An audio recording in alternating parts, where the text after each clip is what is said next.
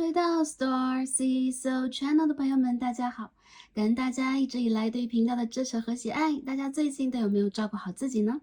那马上就要来到我们的2023年了，今天我们要一起来看的大众占卜主题是我们的2023正缘桃花，我们的情感旅途以及我们的爱情幸运密码，宇宙又给我们什么样的建议以及指引？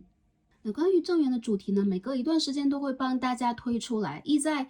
通过大家当下看牌的这一个能量场来看一下未来的一个阶段，走入我们生活当中，跟我们的情感连接非常重要的人，或者说他是我们未来情感落定的这个对象啊，他是什么样的，以及我们的发展是如何的。那鉴于我们的大众占卜啊，它就是一个 general reading， 是大家能量的一个集合，所以有可能大家在不同的时间段啊，根据自己的能量，有可能会连接到不同的答案，或者说不同的解读。那今天呢，同样我们要在2022年的年底，通过目前大家的能量啊，大家点开这则影片时候的能量，未来也是可以的。来看一下大家未来一个阶段的正缘桃花是如何的，我们的情感旅途会怎样，我们的爱情幸运密码和宇宙给我们的建议以及指引，希望可以帮助到前来这一则影片的朋友们。那我们要讲一下啊，正缘桃花是什么？我们在人生当中会看见，或者说会遇见很多不同的类型的桃花，有些它是我们的贵人桃花，比如说甚至有可能是我们的亲朋好友，我们在工作当中、学业当中、职场当中可以帮助到我们的一些异性或者说同性的族群的朋友，有可能是同性。那还有一些桃花呢，有可能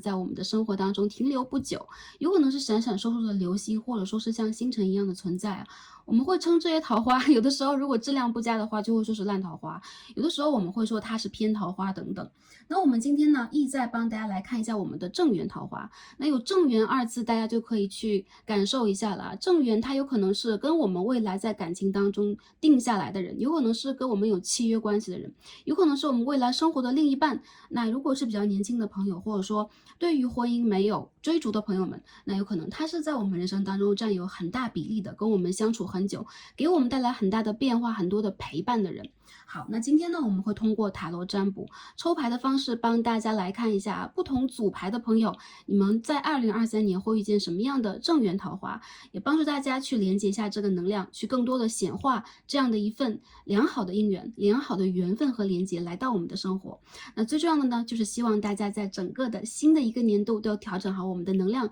去面向我们的未来，吸引更加有益我们的，让我们幸福的，让我们频率增长的能量来到生活当中。希望大家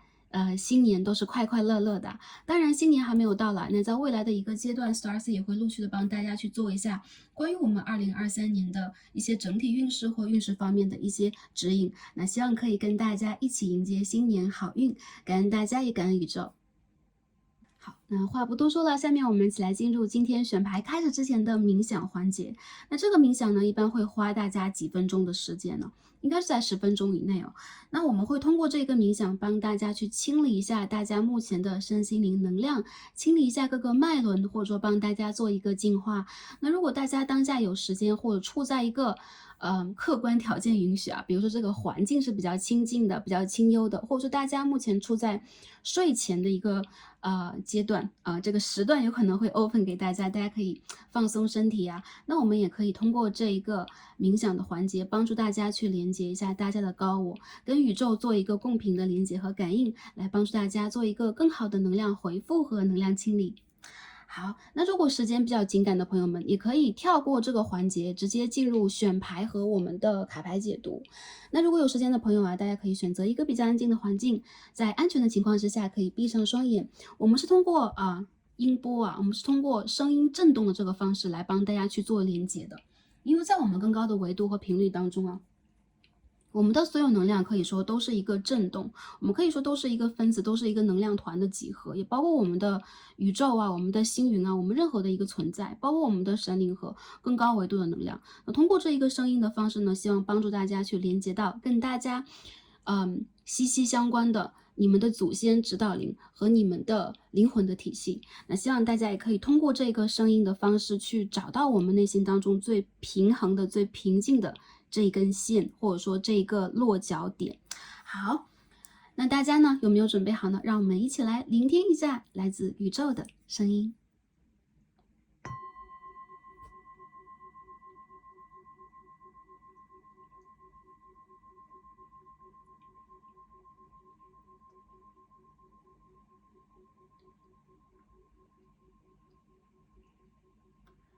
好，首先让我们跟着这一声轻轻的敲击，缓缓的闭上我们的双眼。接着，让我们再开始调整我们的呼吸。我们深深的吸气，再深深的吐出来。让我们一起做3次。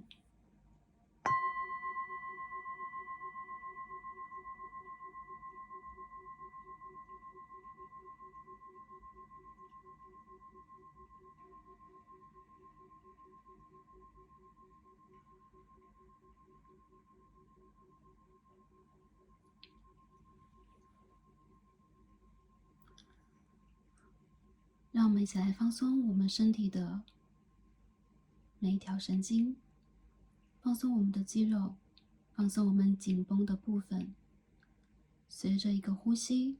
让我们打开我们的脖颈和胸腔，来连接宇宙的能量。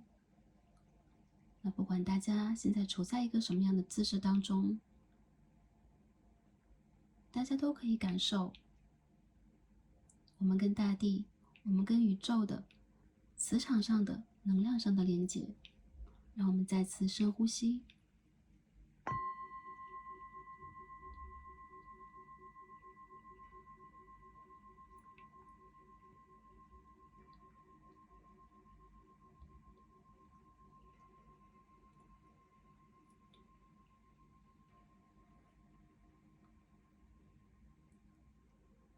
让我们从头顶开始，静静的感受宇宙的能量。我们可以感受来自太阳的光线，来自月亮的光线。这些光是我们看得见的，看不见的，像是丝线一样缓缓地倾泻下来，从我们的头顶开始向下。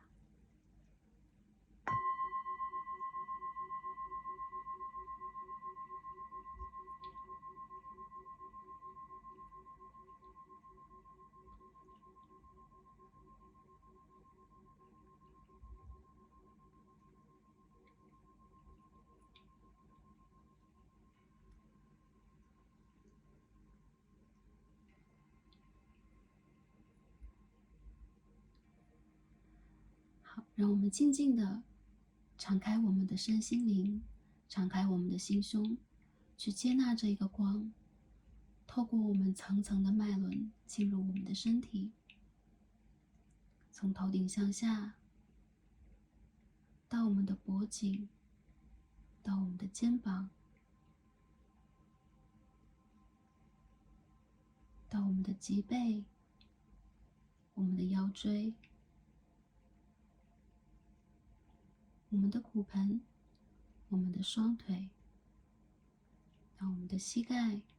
我们的脚踝，再回归大地。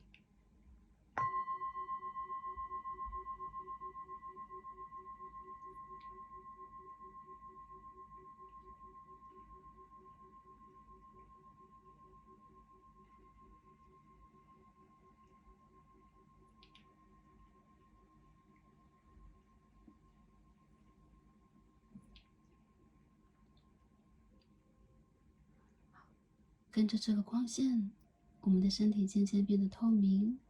柔软和轻松。接下来，我们一起来感受这个光在我们的脚下盘旋和涌动，不断的扩大，形成一个圆圈。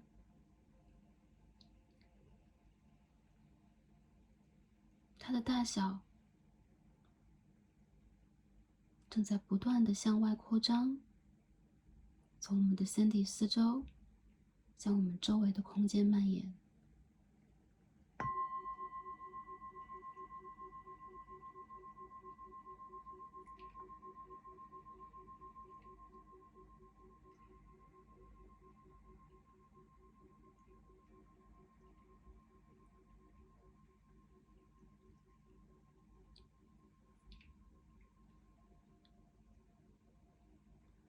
如果问这一团光来自于哪里，我想要告诉大家，你们就是这一团光。如果大家要问这个光有多大、有多远，我想告诉大家，这个光蔓延整个宇宙，宇宙有多大，你们的光就扩展到哪里。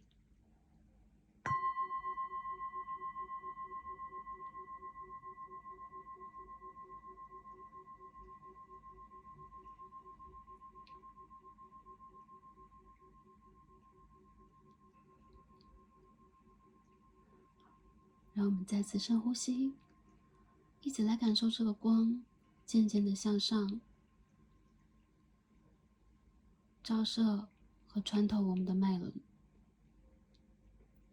从我们的脚下开始，到我们的海底轮，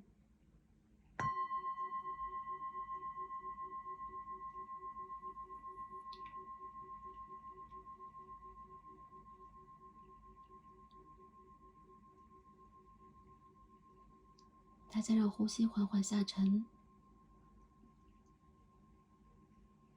到我们的胃和小腹，感受气沉丹田的能量，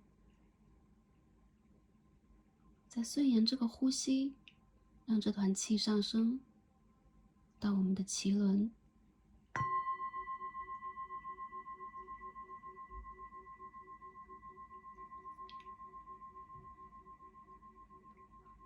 感受我们的胃周围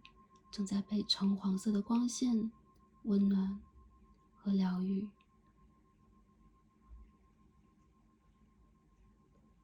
好，让我们再次调整呼吸，让这个光线向上到我们的太阳轮，感受这个太阳的光线跟我们的太阳轮形成感应，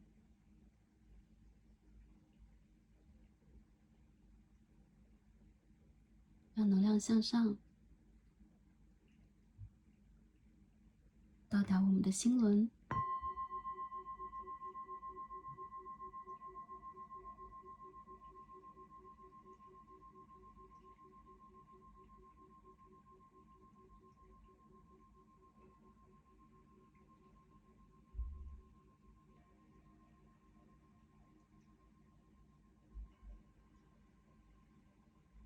好，让我们再次调整呼吸，让这个能量向上到我们的喉轮，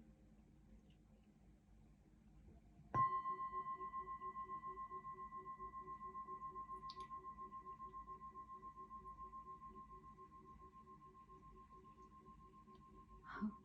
让这个能量再次向上到我们的三眼轮，直达我们的顶轮。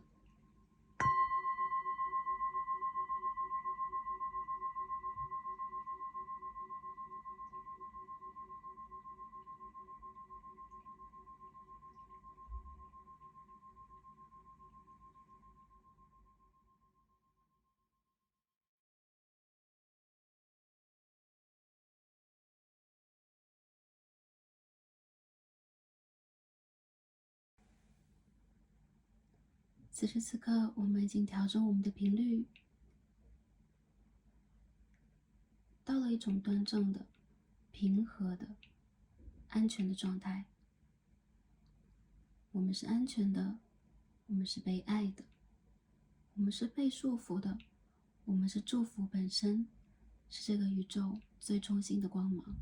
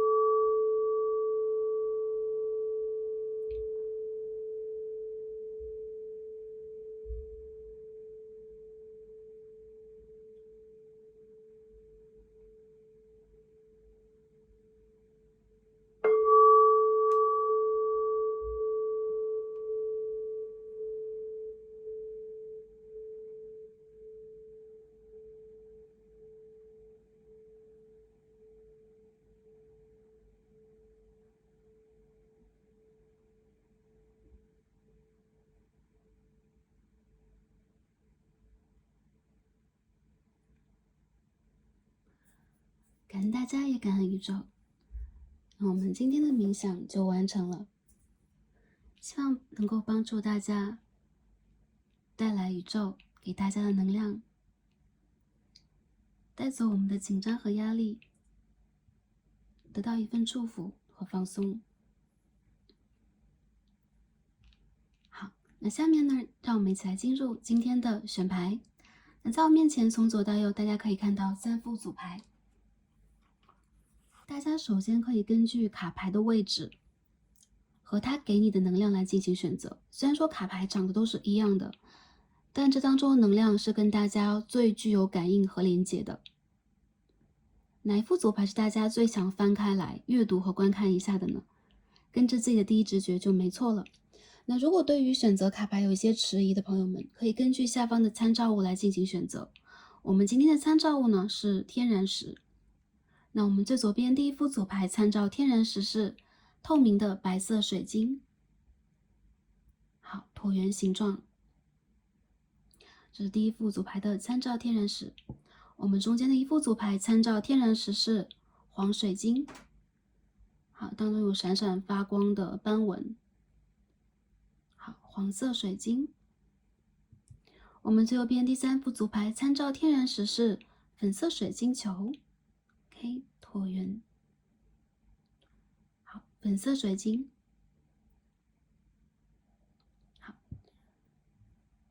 根据你的第一直觉来进行选择。那这是一个大众占卜 General Reading， 所以有可能大家能量会分散在不同的卡牌当中。如果对于多副组牌有感应的朋友们，也可以点开来倾听和阅读一下，连接一下这当中的能量，有可能这当中有讯息是宇宙要给予你的。好，哪一副组牌是跟大家最有感应的呢？哪一副组牌又是大家第一眼最有感受的呢？根据你的第一直觉来进行选择。那想要的朋友们，就让我们一起来进入今天的抽牌和读牌吧。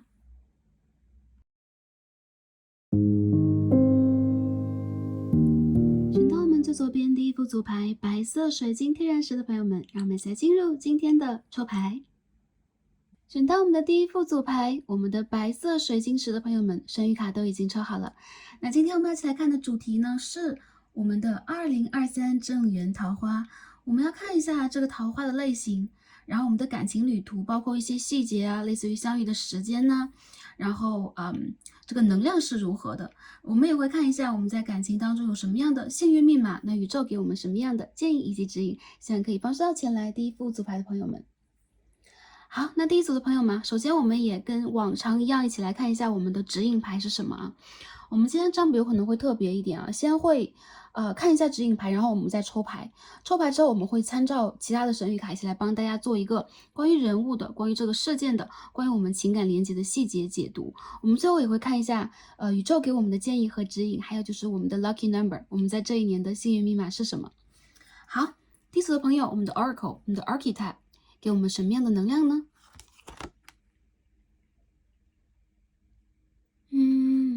大家可以看到啊，这有一个 angel，OK，我看到他为什么有一种迟疑的感觉啊？因为这个天使在抱着自己耶。很多的朋友啊，我觉得你们在这一年当中啊，首先你们自己身上会体现出了一些能量，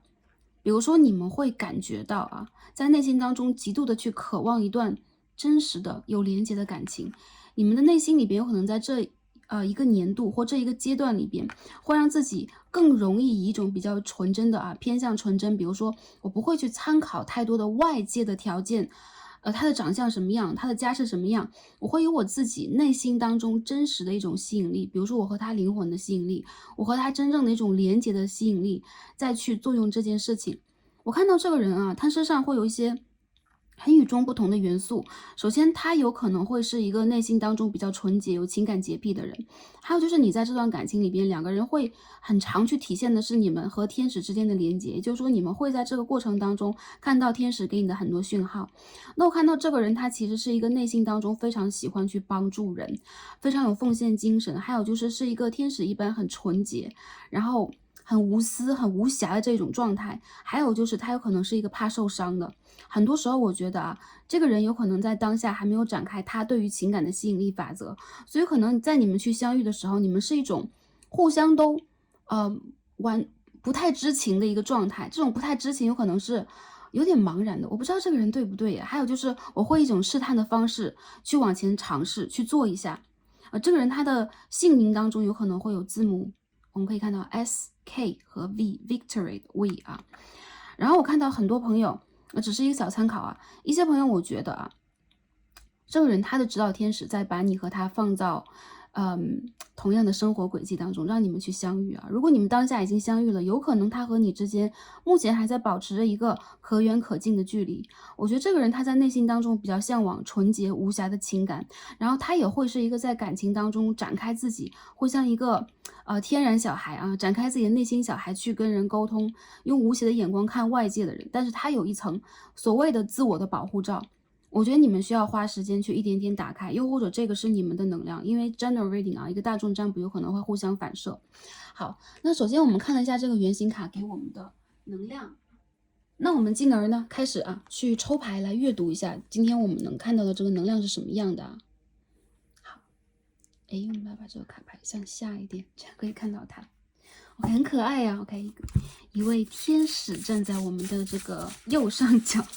好，那下面我们开始抽牌，来看一下我们在整个的2023年当中啊，我们这一位正缘的桃花，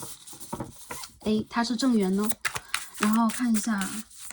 它的这个能量是什么样的。正缘有可能是未来可以跟你共同经营生活、发展契约关系的人，那有可能是一个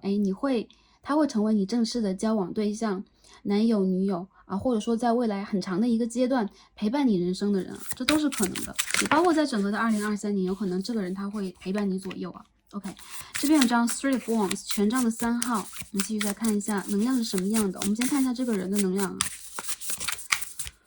好，我们正缘桃花的讯息。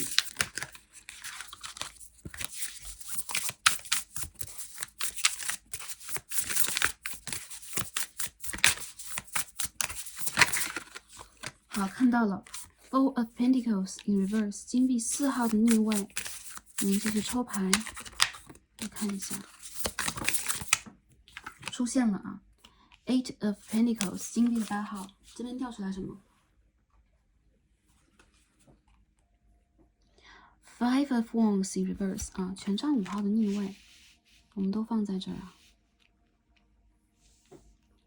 们再抽一张。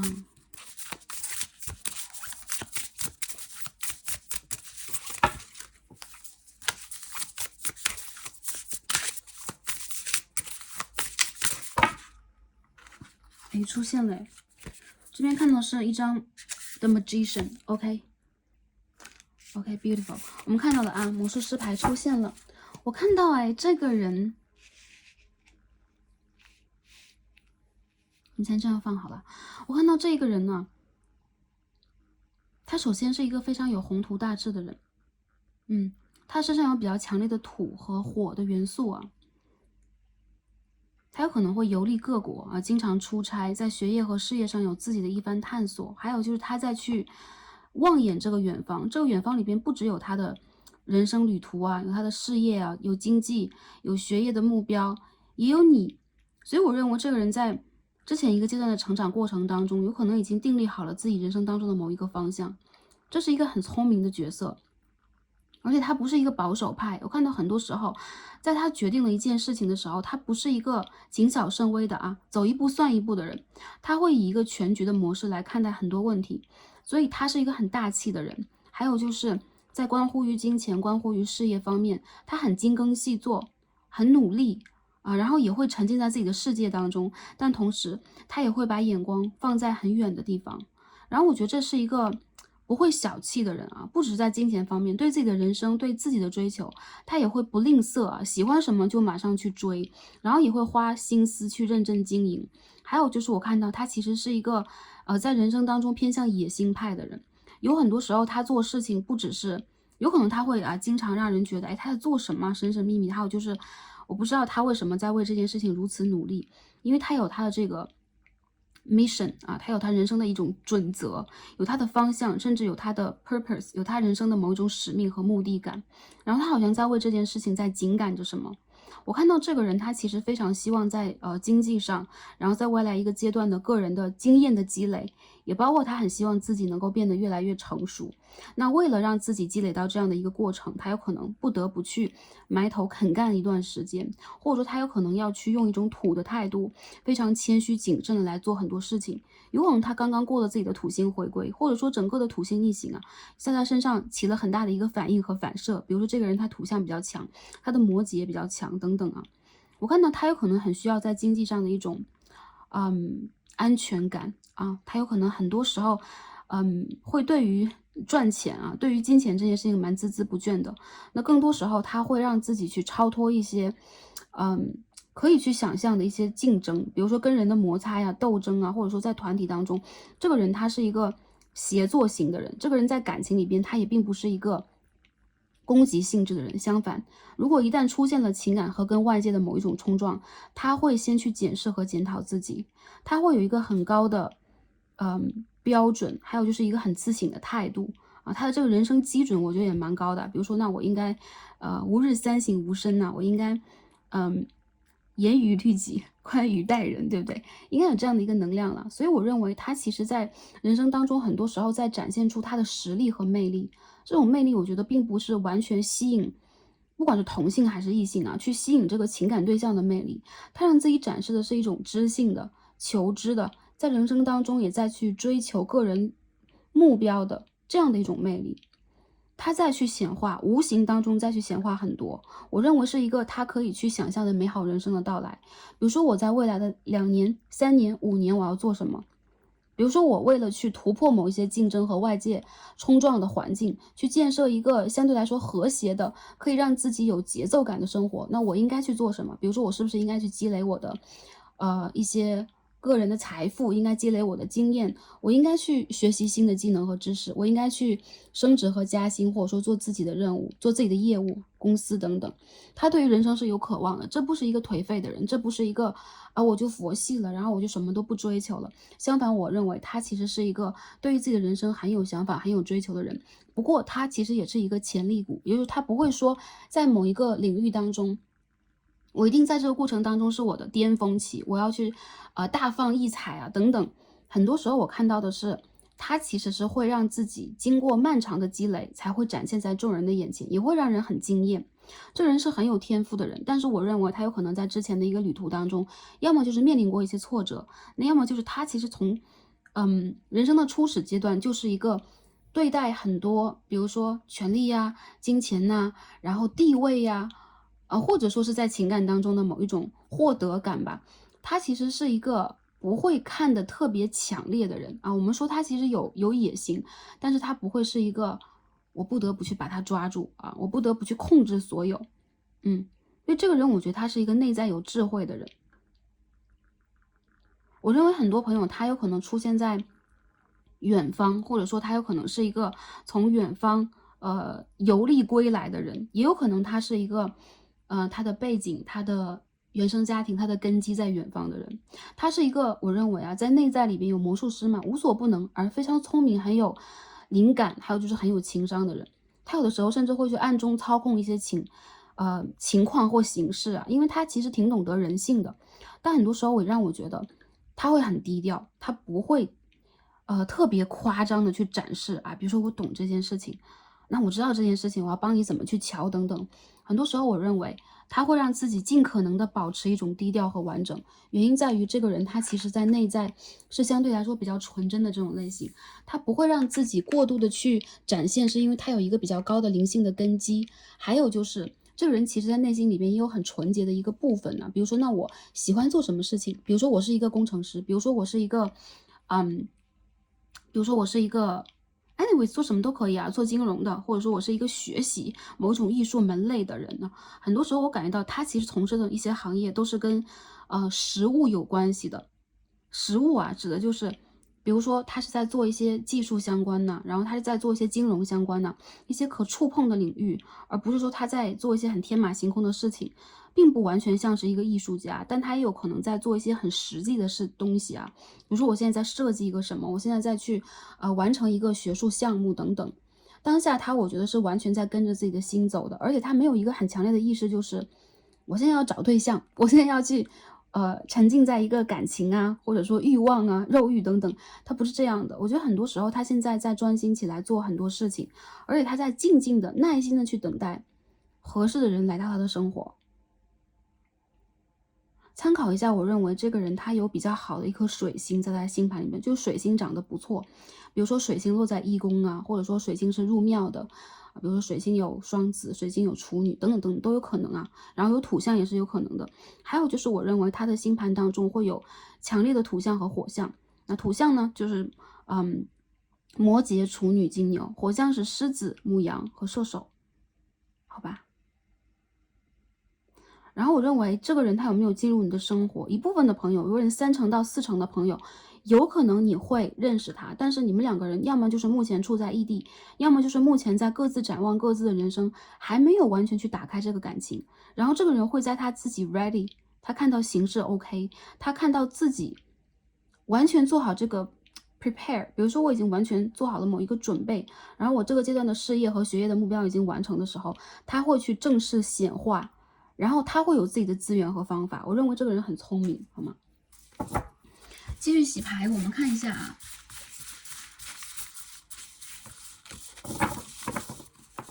不过我们再往下去，慢慢帮大家去阅读一些细节啊，这个人关于他的细节等等。我们看一下这个感情旅途是什么样的。第一张牌已经飞出来了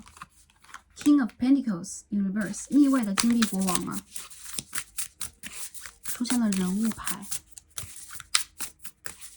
看一下你们的感情旅途。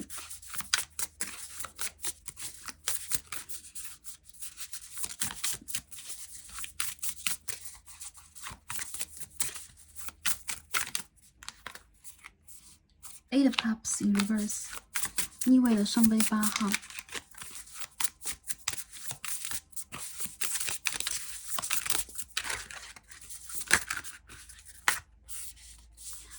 Wheel of Fortune，OK， 在整理这套牌的时候，这张 Wheel of Fortune 啊，命运之轮就已经掉出来了，正位的啊。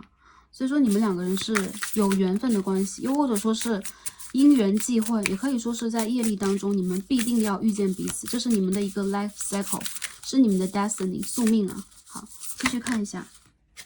Oh my God， Ten of Pentacles，I love it， 这是一张金币10号的正位哦。我们再继续看一下。最后一张是 Seven of Pentacles in reverse。好，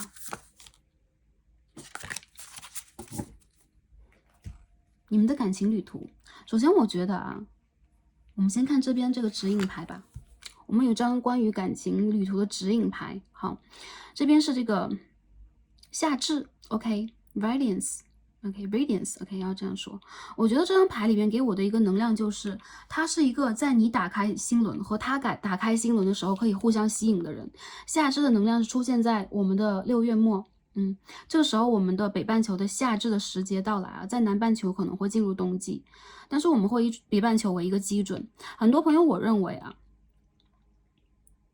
它会让你感觉到在心灵当中有一种温暖的流动，它有可能是你前世的灵魂伴侣以及家人。你们两个人相遇的这个时节比较像是在夏天，那南半球有可能可以考虑夏天或冬天的2个选项。然后我认为这个人他会让你的生活充满了一种积极的、平和的，以及吸引财富的韵律啊。你们两个人之间是比较旺对方的财富和事业运的。然后我看到其实对于你们两个来讲，这一段感情的旅途无疑是你们人生当中很重要的一个点。首先会让你们真正的去晒到太阳，也就是说你们的感情会真正的曝光啊，真正的有一个发展。你们之前种的很多的果实会在盛夏长得非常的茂盛和茂密，而且你们会看到你们生命之花真正在绽放。有很多人我觉得啊，在这个感情里边，你真的会让自己去抛开之前的很多，比如说感情里边我会有一种暧暧昧昧的，然后让自己求而不得的状态，或者说我经常会遇见让我觉得并不是很合适，又让我很拉扯的人，或者说这个人我很爱他，我们两个人没有什么能够去发展的这种机会等等。我认为你会在这段感情里边走出之前的一个迷思。还有一些朋友我觉得啊，在这个时节里边，也包括这个能量会让我感觉到你们会无忧无虑的去进入这段感情。所有的无忧无虑并不是说我跟他就回到孩童时代了，我们两个就光恋爱不可了。另外的就是你们有可能在这种无忧无虑当中，会去真正的有底气的去显化你们人生当中的学业的、事业的、经济的一部分的完整，甚至这个人他会是你想要带着回家的，走入家庭的，对方也是这样对你的，这是一种共振的状态，就是说你们两个对待彼此的这个能量是相互的。还有就是我看到对于你们两个来说，这段感情的发展无疑它是一个让你们的人生有一个新阶段的一个阶段吧，或者说一个转折点。然后在这个转折点当中，你们会发现这个感情的旅途，它会比你想象的更光亮、更有色彩，或者说更让你感觉到是可以敞开心扉的，进入一段新的冒险的。我觉得你们之前的一些阴郁会被一扫而空，还有就是在一个新的时节里边，你们会看到宇宙给你们新的课题，所以我觉得这个恋爱旅途其实蛮丰盛的。那这边我们看到呢，我们抽了2张这个 astrology 的卡牌。首先我们可以看到的是这个 vaccine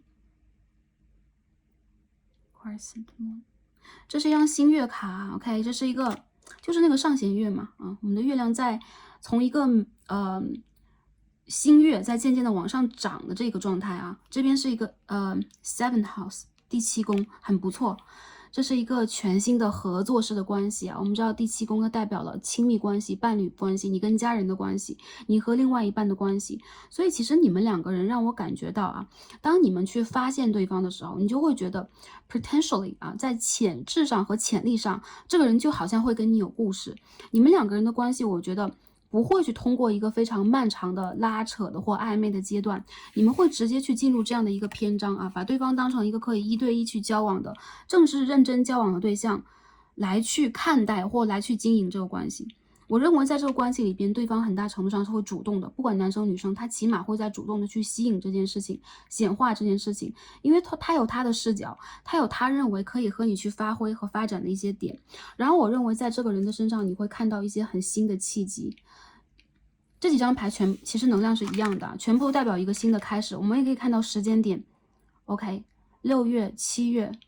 有些朋友是8月。我觉得这几个月份当中对你们来说是比较重要的。2023年，如果当下你已经发现这个对象了，就是我已经知道是谁了，对得上了。因为一些朋友有可能这个人跟你是工作关系，还有一些朋友可能是异地关系，这2种是比较多的。然后你的同学关系等等啊，你有可能会发现他现在有可能是你的木星母羊11宫，也就是说有可能在你的朋友圈当中，有可能会跟你有这种相当程度的好感和相当程度的一个接触啊。月亮的母羊2宫，一些朋友我觉得比较早的一个时节是明年的4月、5月，你有可能就会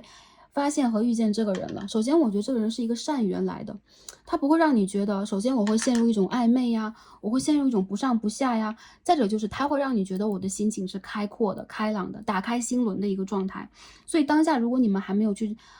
就是心轮有点堵啊，比如说我经常会觉得我从喉咙到我的前胸这个地方卡卡的啊，经常会觉得有种很憋闷的状态，大家需要去打开心轮，可以通过冥想，也可以通过你们的比如说禅修 OK， 然后你们可以坐定下来等等啊，用各种各样的方法吧，或者说你们可以去户外运动啊，可以通过饮食啊、频率的调节去整理一下你们自己。因为我觉得在这个人到来的时候，你很大程度会进入一个比较新的阶段，而且是相对来说比较高频率的、比较快乐的，然后是不会有那么多思虑和思索的。不是说你想的少，而是我觉得你忧虑的少，你担忧的比较少。因为对方其实跟你一样啊，他是一个比较简单的人，相对来说他的频率是比较平和的。还有就是你们两个人之间所去面临到的一些坎坷呀、纠结，我觉得不多。所以有的时候一些朋友会问啊，怎么去判断这个人是我的正缘，或他是一个对的对象？很多时候你在感情里边啊，经历的拉扯少，还有就是你会在一个期间，哪怕是有一些困难障碍，会很快的突破，你不会在这个感情当中起码是受虐的，这个是你的正缘。为什么要这样讲？因为很多时候我们会有各种各样的显化，有可能我们会有各种各样的业力。那有些朋友也会说，不会呀，我跟一个人，或者说我跟我的另外一半啊，结了婚，交往很久，我也觉得很虐恋。那我觉得有可能在你们的能量里边需要去调整很多。如果他和你是长期交往的人，这有可能就是一个课程。我们必须要把它调整到一个可以去良性的、可以健康的一个状态，这样也会去帮助大家的人生身心灵状态都是健康的。那我们先不提这个问题啊，我觉得起码我们在看2023年的正缘当中，我感觉到你们不管有没有在跟他继续在交往，或当下已经认识他了，你们会进入一个平和的阶段，你们会进入一个阳光的阶段去跟这个人交往起来，你们有可能会解决之前的一些问题，你们的之间的关系会更加的紧密，你们也会进入对方的生活更深，这个生活的姿态让我觉得有可能你们的经济会连在一起了，有可能你们会一起创业了，有可能你们会进入彼此的一部分的朋友圈，或者说家人的这个圈层，有可能你会认识到他周围的更多的人啊，这个是一个信号，就是说如果你和对方并不只是一对一的，你和他有很多共同的话题、共通的能量的话，这代表这个人他是要和你去经营未来，或者说2023年这个正缘旅途的人。那我也看到啊，对方他和你的这个合盘当中啊，或者说 OK，马克思盘当中有可能会有火的元素，特别是母羊的元素比较多。还有就是你们两个人有可能会牵扯到和牵系到一些经济方面的东西，当然我觉得这个不是债务，而是一种协作和合作。好，那你们这个旅途是什么样的呢？很多朋友我感觉到啊，你遇见的这一个人呢，他有可能在遇见你的时候，在要么就是经济，要么就是个人的事业成长上有一点卡住，所以他其实当下在遇见你的时候，好像还在去调整他自己。不过很有趣的就是啊，当你和他相遇，或者说你们决定去往感情里边走的时候，你会帮助他转运，他也一样在帮助你，好像走出一个比较孤独的、比较有恐惧感的，或者说在感情里边会有一种没安全感、没有归属感这种状态。你们两个人是在给彼此一种助力，然后在你们相遇之后呢，我们可以看到这是一个 lucky star， 这是一个 lucky sign， 因为它是一个命运之轮的正位啊。Wheel of Fortune 转到一个正位的角度，它代表一个正向的业力和一个正向的转折和转换，是一个好运，以及有可能是你宿命的好运。比如说这是我的一个善果，我曾经积累过一个善缘啊，长出一个善果等等。所以我看到你们两个人其实在真正的进入彼此的情感生活当中的时候，首先你们真的靠缘分呢，靠天时，靠地利，也靠人和。还有就是你们两个人之间真正的这种能量的连接，也包括是结合吧，会帮助你们去真正收到一些意想不到的好消息，或者说这个人他本身就是一个意想不到的好消息。我觉得对方的条件其实挺不错的，但有可能他在之前这个阶段确实有点卡，但是在经历了这一段你们情感的磨合之后啊，我觉得并不是特别长期一种磨合。比如说你们真正的去决定走到彼此的人生，你们相遇了，你们开始相处了，开始互相了解了，这种转运就已经开始了。很多时候我觉得你们两个人会觉得对方很像是彼此的家人，还有就是你们会和彼此的朋友家人是比较和睦的，可以共同协作的这样的一种状态。还有一些朋友我觉得你们有可能会和对方在经济和事业上是有连接的，比如说你们在共同的公司，你们在共同的组织，你们在同一个团队，或者说你们在事业上可以相互的合作，经济上有可能会有共同的项目或一起的投资等等啊。我觉得你们两个人有可能家人是相互认识，比如说对方的父亲和我的父亲在同样的行业啊，只是打个比方而已啊，或者说因为金币10号代表一个庞大的组织，它代表了一个有根基的组织，也代表了我们的家园以及原生家园。所以我看到其实你们两个人啊，在某一个阶段你们会发展的，就感觉你们能量的实力是非常的雄厚，但同时我也感觉到你们两个人在相处的时候一定要互相给予耐心，因为你们都是很聪明，同样要求很高，甚至在感情里边有洁癖、有高标准、严要求的人。当你们去抠一些细节的时候，你们总会觉得我和这一个人之间有点相互的不耐烦，或者说相互的需要花一点时间去真正的磨合和经营。你们的磨合期是在你们真正的去建立这个感情关系，甚至进入彼此的生活之后开始的。所以我看到其实在你们两个人进入磨合的那个阶段里边，多多少少会去产生一些让你们真正在感情里边触动和触发你们内心小孩的这个部分。我觉得这是一个良性的东西啊，这是一种疗愈的课程。所以说进入这个疗愈的课程之后，我看到你们的关系才会真正的落定，才会真正的扎根更深。所以在你们的这个交往的细节当中，我看到啊，这确实是一个正缘的交往。我觉得它首先是稳定的，然后首先也是有节奏的，再者就是你们肯定也会经历很多细节呀，或者说柴米油盐呐，或者说两个人性格当中很磨合的部分。然后我认为你遇见的对象，不管男生女生，他身上会有很强烈的一种掌控欲，或者说他多多少少会有一种想要在这个关系里边去，因为他很聪明，他了解人性，或者说他很敏感，他太容易去感受到一些情绪和能量的波动了，他不太容易完全去信任一个人，一定花时间。所以这才是你们两个人在进入交往之后要去互相补充的部分。有可能这个人他很怕受伤，有可能这个人他经历过一些世事的历练，没有办法让自己在跟人的关系里边马上进入一个快热的状态啊，因为这个牌里边太多土象了，我们可以看到好多金币的卡牌。那女生朋友，我觉得你们遇见的有可能就是偏土象的人，金牛、摩羯、处女。男生朋友，你们看到的人让我感觉到他比较偏向于火水象。这个火里边我就看到呀，有这个母羊、狮子和射手，然后水里边比较强烈是你们会有天蝎的能量。OK， 在这个牌里边啊 ，OK。这边我们也抽了另外的一套 Archetype，OK，刚刚有忘了帮大家看呢，那我们就把它一起来看一下啊。OK， 我们看这两张，一个是 Networker， 一个是 Trickster， 很聪明啊，多聪明的一个人。首先，这个人有可能从事网络工作啊，有可能从事某一种技术类的工作，或者说这是一个很善用。不管是网络资源，还是说当下的信息资源等等的人啊，有可能他会有比较好的这种 SNS 的经营，有可能他会有一个比较好的一个 social media， 或者说他直接就是任职在一些网络公司，他有一些，比如说他是一个这种 engineer 这样的一个职位的。还有就这个人，他有2张魔术师出现啊，这2张都是魔术师的卡牌，让我感觉到他其实是一个很有技巧的人，做事情首先很聪明，很有自己的方法，还有就是他其实有的时候是会通过一些变化去展现出他的才能，也就是说很多事情在他这儿，他是要通过自己的方法去运作的。他再去接受一个信息，比如说也包括一个人呢，这个人他其实有点理性头脑这种感觉。我在接触这个人啊，我在我的程序里边看到这个人的代码是什么样啊，进入我的编程里边的时候，他会去给你进行一种转化。所以我觉得内在里边这个人其实是一个想要去掌控的人，但是同时我觉得他在感情里边并不是一个比如说他是一个控制狂，不是的，他是一个很希望用自己的方法、自己的魅力去显化出他想要的感情。接着我觉得这个人他是有一定的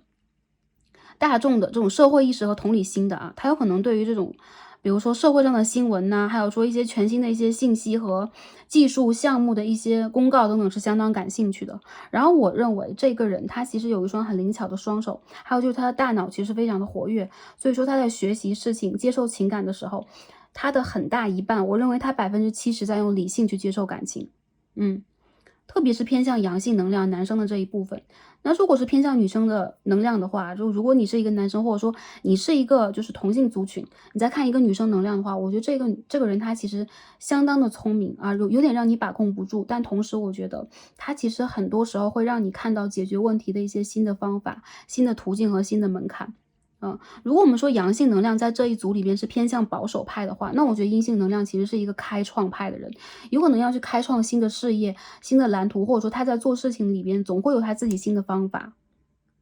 这个人他是一个这个天王时代、水瓶时代的一个模板呢，所以我觉得这个人身上会有带有比较强烈的一个天王色彩，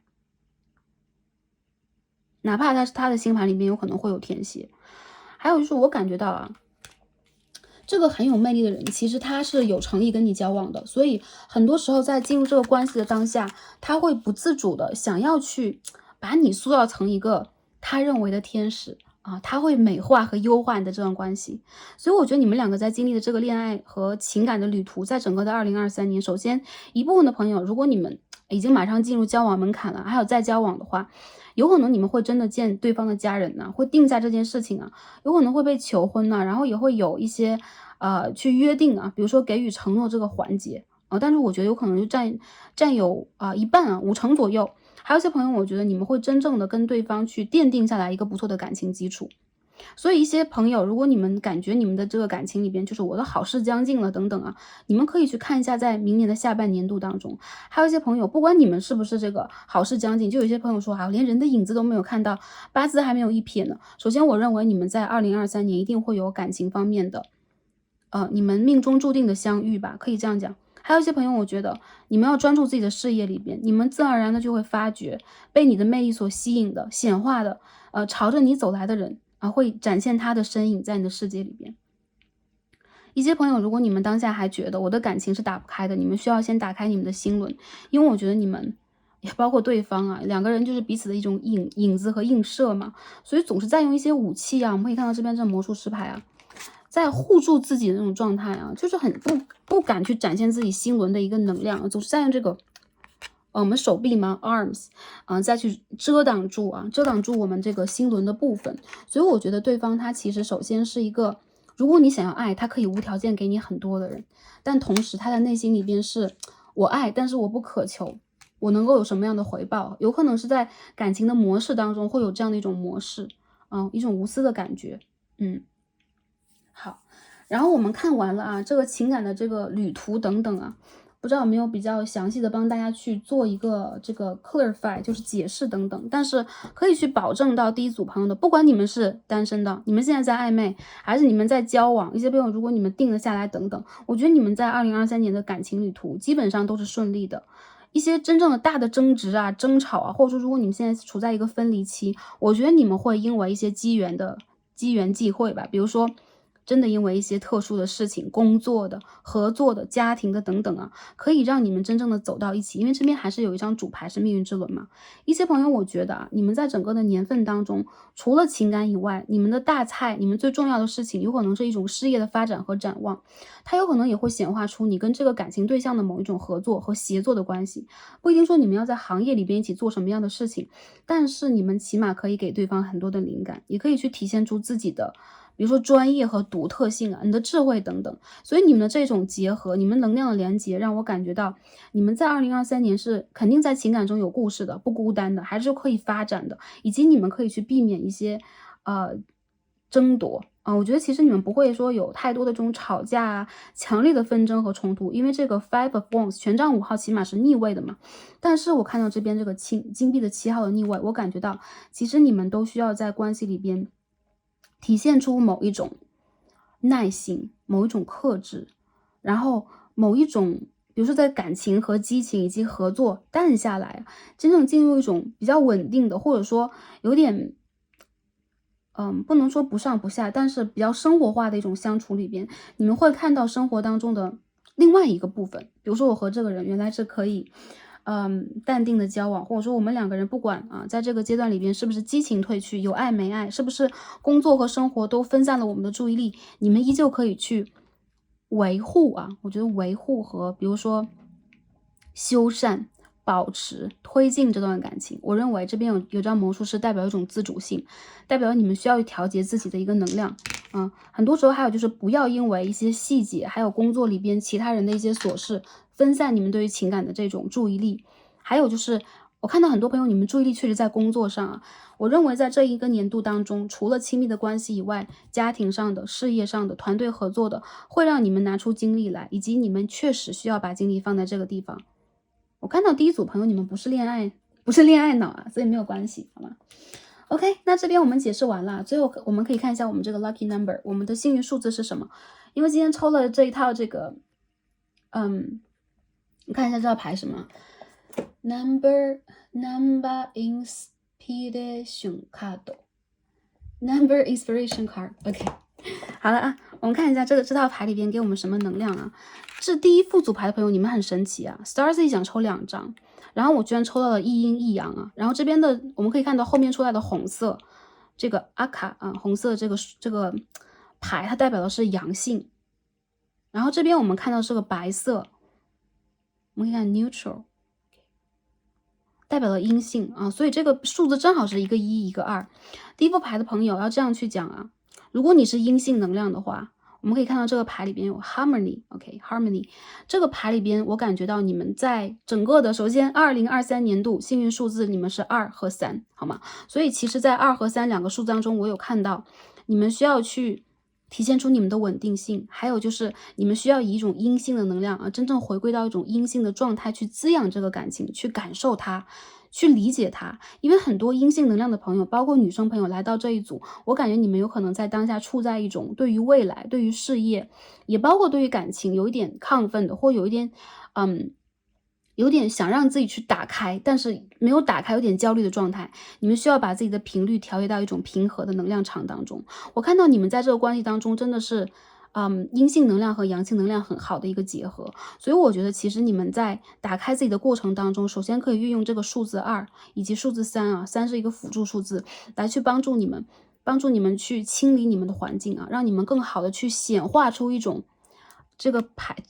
sorry 啊，这个单词 harmony。OK，harmony，它就是一个让我感觉到让你们在关系当中拥有一种 balance， 拥有一种平衡，还有就是拥有一种感受性，以及你们可以真正去感受这个爱里边的舒适，爱里边的怅然，爱里边的相互扶持、相互保护，以及某一种情绪上的自由。所以这个是我看到你们的 lucky number。那第2章呢，我们也解释一下啊。男生朋友或阳性能量，你们来到这一组，宇宙给你的数字就是 number 1。你们也可以把3当成一个辅助的数字，但无论如何啊，这个牌里边我们看的是 ask， 是去问，或者说是去连接，是去要求，所以这边我们看的是 Mezame Awakening 在这个牌里边我看到，首先阳性能量的朋友，你们在整个的2023年度是你们的一个新的觉醒阶段，而且你们会拿出真正的阳性能量，比如说在事业上，在保护家庭上，在去作用一些事情上，都会让自己产生出一种主动性和激情。我看到宇宙在帮助你们，让你们去看到你们灵魂之前来到这个世界上的时候，你们跟你的家人，也包括跟你的这一个正缘有什么样的一个约定，你会感受到这个人出现，你自然会感觉到，首先你是去引领对方的人，一个是1号，一个是2号嘛，还有就是你会成为一个，我们可以看到像 Ace of Wands 一个权杖1号的这个地方，你会感觉到你应该做什么，你会摆脱掉之前这个 King of Pentacles 的逆位啊，这种被动的、不自主的，或者有的时候你会消极的一种状态。原因就在于，其实在这个感情关系里边，你会真正的有一种觉醒啊，这个人会让你苏醒。所以说，我觉得你们2个人真的是很好的一种配合和组合。那我觉得其实刚刚我们有解释这个 number 和能量，大家也可以，不管是男生能量、女生能量、阴性能量、阳性能量，你们可以去对应一下，你们在找这个人是什么样的。我觉得你们2个人还挺是天作之合的，也就是说你们是命中注定的一对正缘呢。这2个数字也让我感觉到了你们的配合，然后你们2个人之间的一种协作，还有就是你们能量的一种很不错的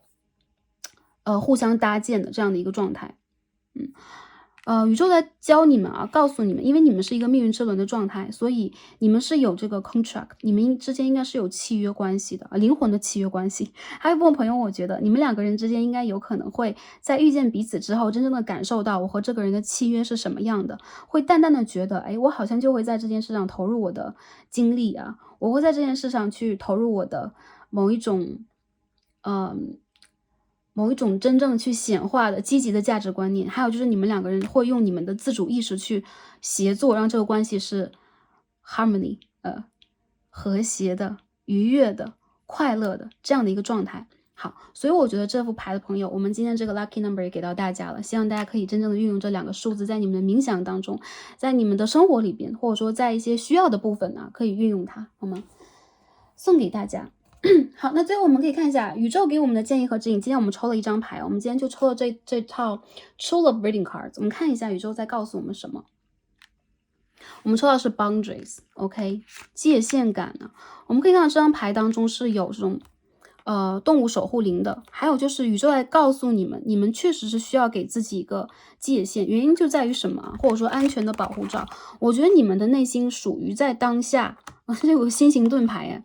首先心轮没有打开，那这个时候你们的能量有可能处在敏感或脆弱，会有一点点昏沉的状态啊。每个人的这个症状不太一样，但是我觉得其实宇宙要告诉你们，在一些可行的时间场，如果你们还没有完全打开自己的时候，你们需要让自己先有一个界限，而不是说我现在要尽力打开我自己，我在任何人的面前我都要打开我自己。我觉得首先你们也做不到。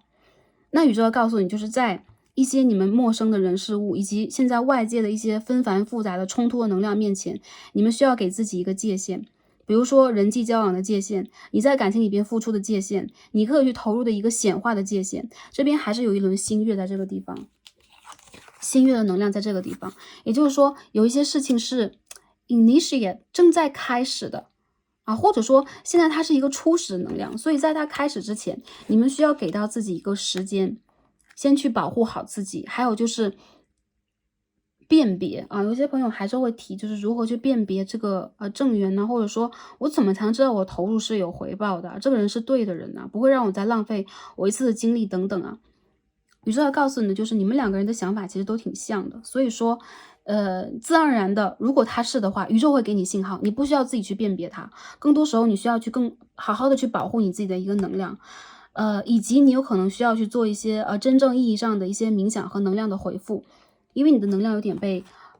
有可能是当下的一些环境方面的一些问题啊被耗费，然后我觉得其实对方他是一个天使，他真的会让你感觉到你在被真正的滋养和帮助。尤其是在你们两个人真正有，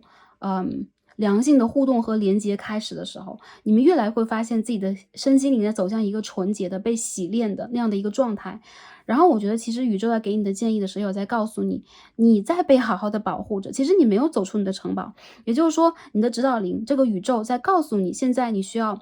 hold back，你需要先往后退一步，或者说你需要站在原地，在一个对的时间，你自然会一步一步一步的出发。这个是你现在在做的一个显化，然后你们在被好好的保护着，好吗？我觉得在这个人出现的时候，你应该会有一些梦境，你应该会有看到一些天使数字，总之你会看到一些 sign，OK，然后时间点的话，很多朋友我觉得，最早的话，明年的4月、5月啊，如果当下就开始去发展这个感情，我觉得那个时候也是你们发展感情的最好阶段。然后一部分朋友更多时候是出现在明年的下半年当中，从夏季开始，好吧？OK，那今天我们所有的卡牌就解读到这里啦。应该都有解读到啊，希望可以帮助到前来第一副组牌的朋友，然后也希望你们在整个2023年度都有一个美好的、顺利的、疗愈的、回归的感情的进程。然后期待大家的好消息，也祝福大家，提前祝福大家是新年快乐的，然后我们的新年的每一天都是愉快的、开心、平安和幸福的。感恩跟大家今天的连结，让我们下一期再见吧，拜拜。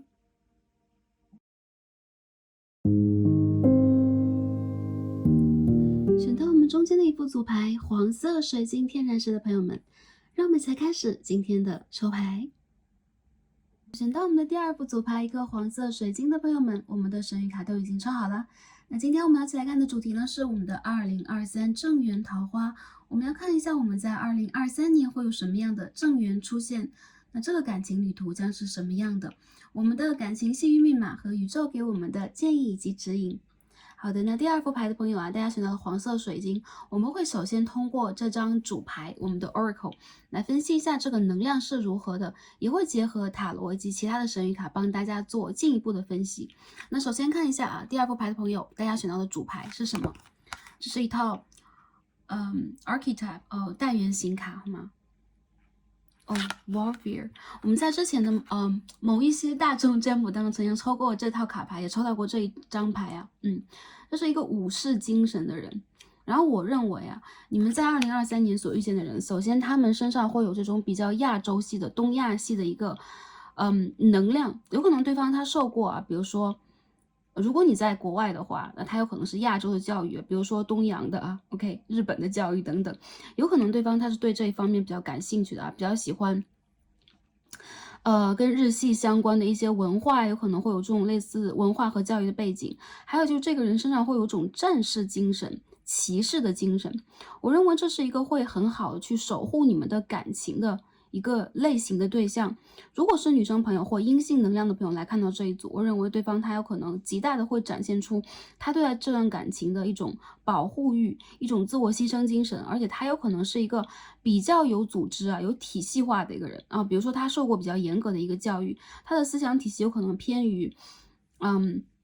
理性派的啊，或者说他是一个武士道精神的一个人啊，一个守护派的人啊，一个对待自己的和人生比较有责任感的，会用一种比较虔诚的方式去对待感情和他的人生以及家庭的这样的一个人。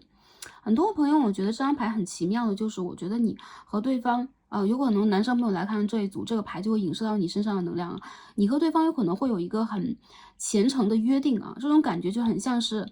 一个会去守护另一个，或者说你们会在某一个固定的时间点进入对方的人生，成为对方的爱人。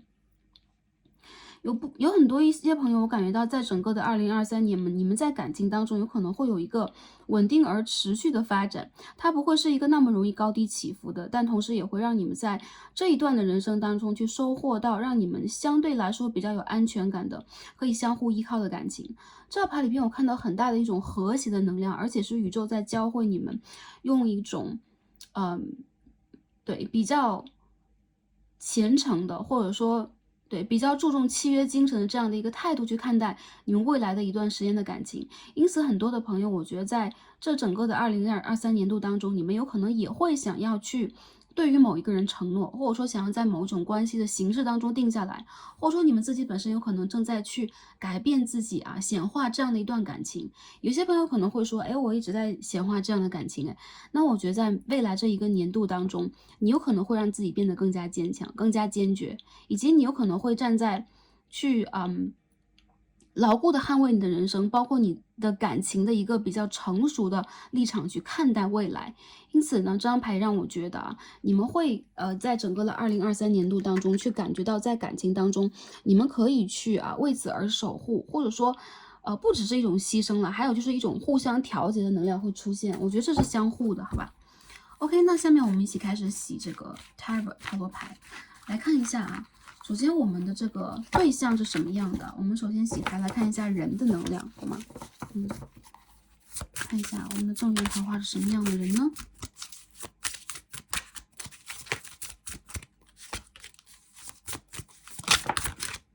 好，第一张是 Justice in Reverse 逆位的正义牌。好，继续来看一下。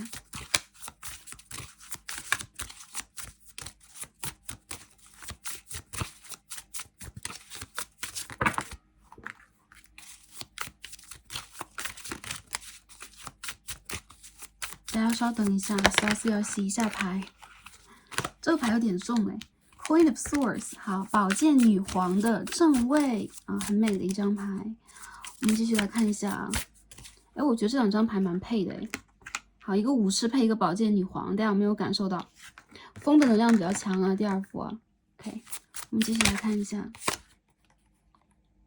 Seven of Pentacles， 金币的7号。好，我们继续来洗牌。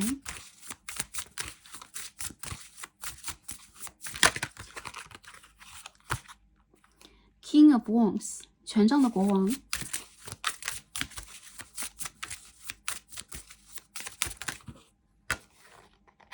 The Moon， 月亮。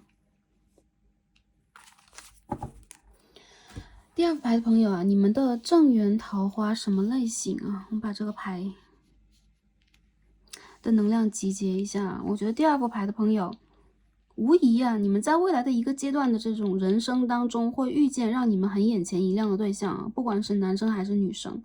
但我觉得有可能对方他是一个类似于比较容易把自己曝光在大众眼中、公众场合，或他是一个公众人物都有可能，或者说他的职业是比较光鲜的啊，比较多人会看到的。不管男生女生，我认为你会看见一个确实十分优秀的对象，不管是外表还是内在，都跟你相当的契合。你们有可能不在一个世界当中啊，我说你们不从事一样的行当等等，但是让我感觉到，其实你们会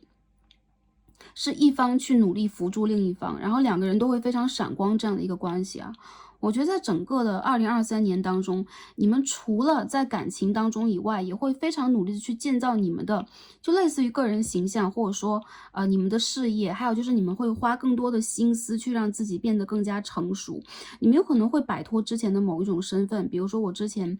是一个上班族，那我希望去创业。那我之前如果是一个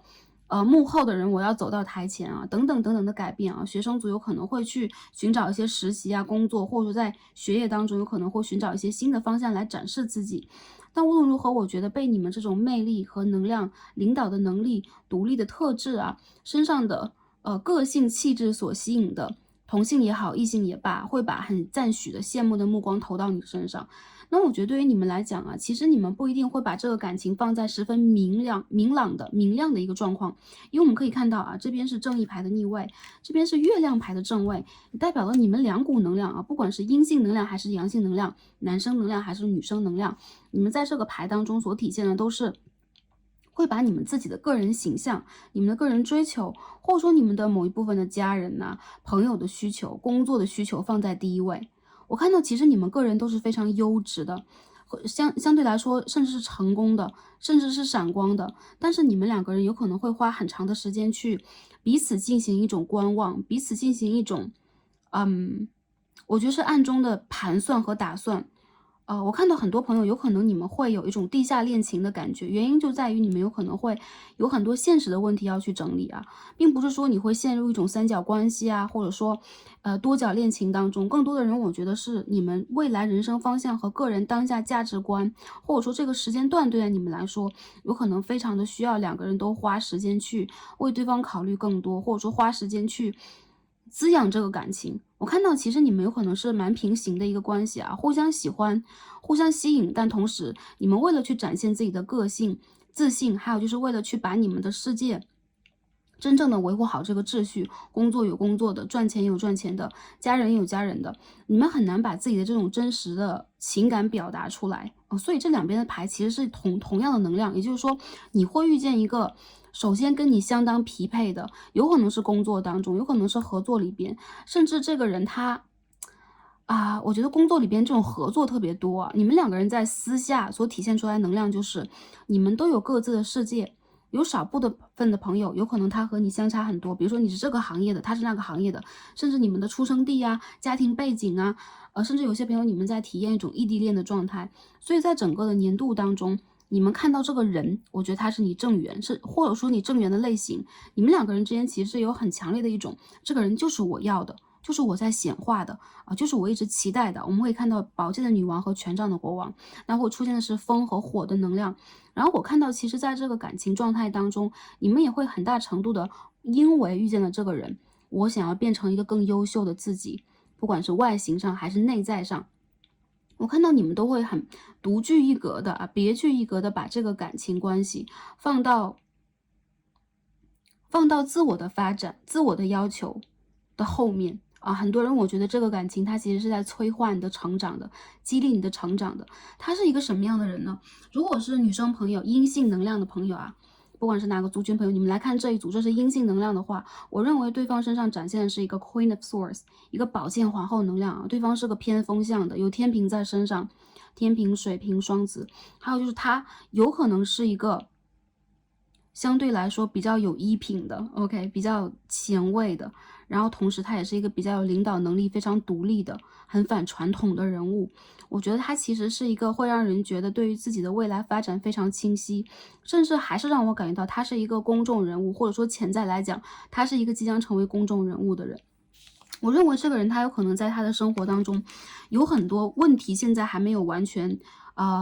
整理好和把握好，所以他并不会把感情放在第一位，甚至他会给外界展现出来的是一个像品牌一般的独具一格的自己。这个人在等待正缘，但是他有点不动声色的感觉。那如果是阳性能量我们要看，如果是女生朋友来看这一组，或阴性能量来看这一组，对方是一个男性的话，那我感到对方他身上或他是一个阳性的能量，偏向阳性，如果是同性的关系等等他的那个能量让我感觉到偏向于火象。或者说他身上有很强烈的偏向于双鱼和巨蟹的能量。我觉得这个人他其实在内心当中会有一种骄傲、自信、不可一世。他有的时候也会觉得自己其实是一个相当具有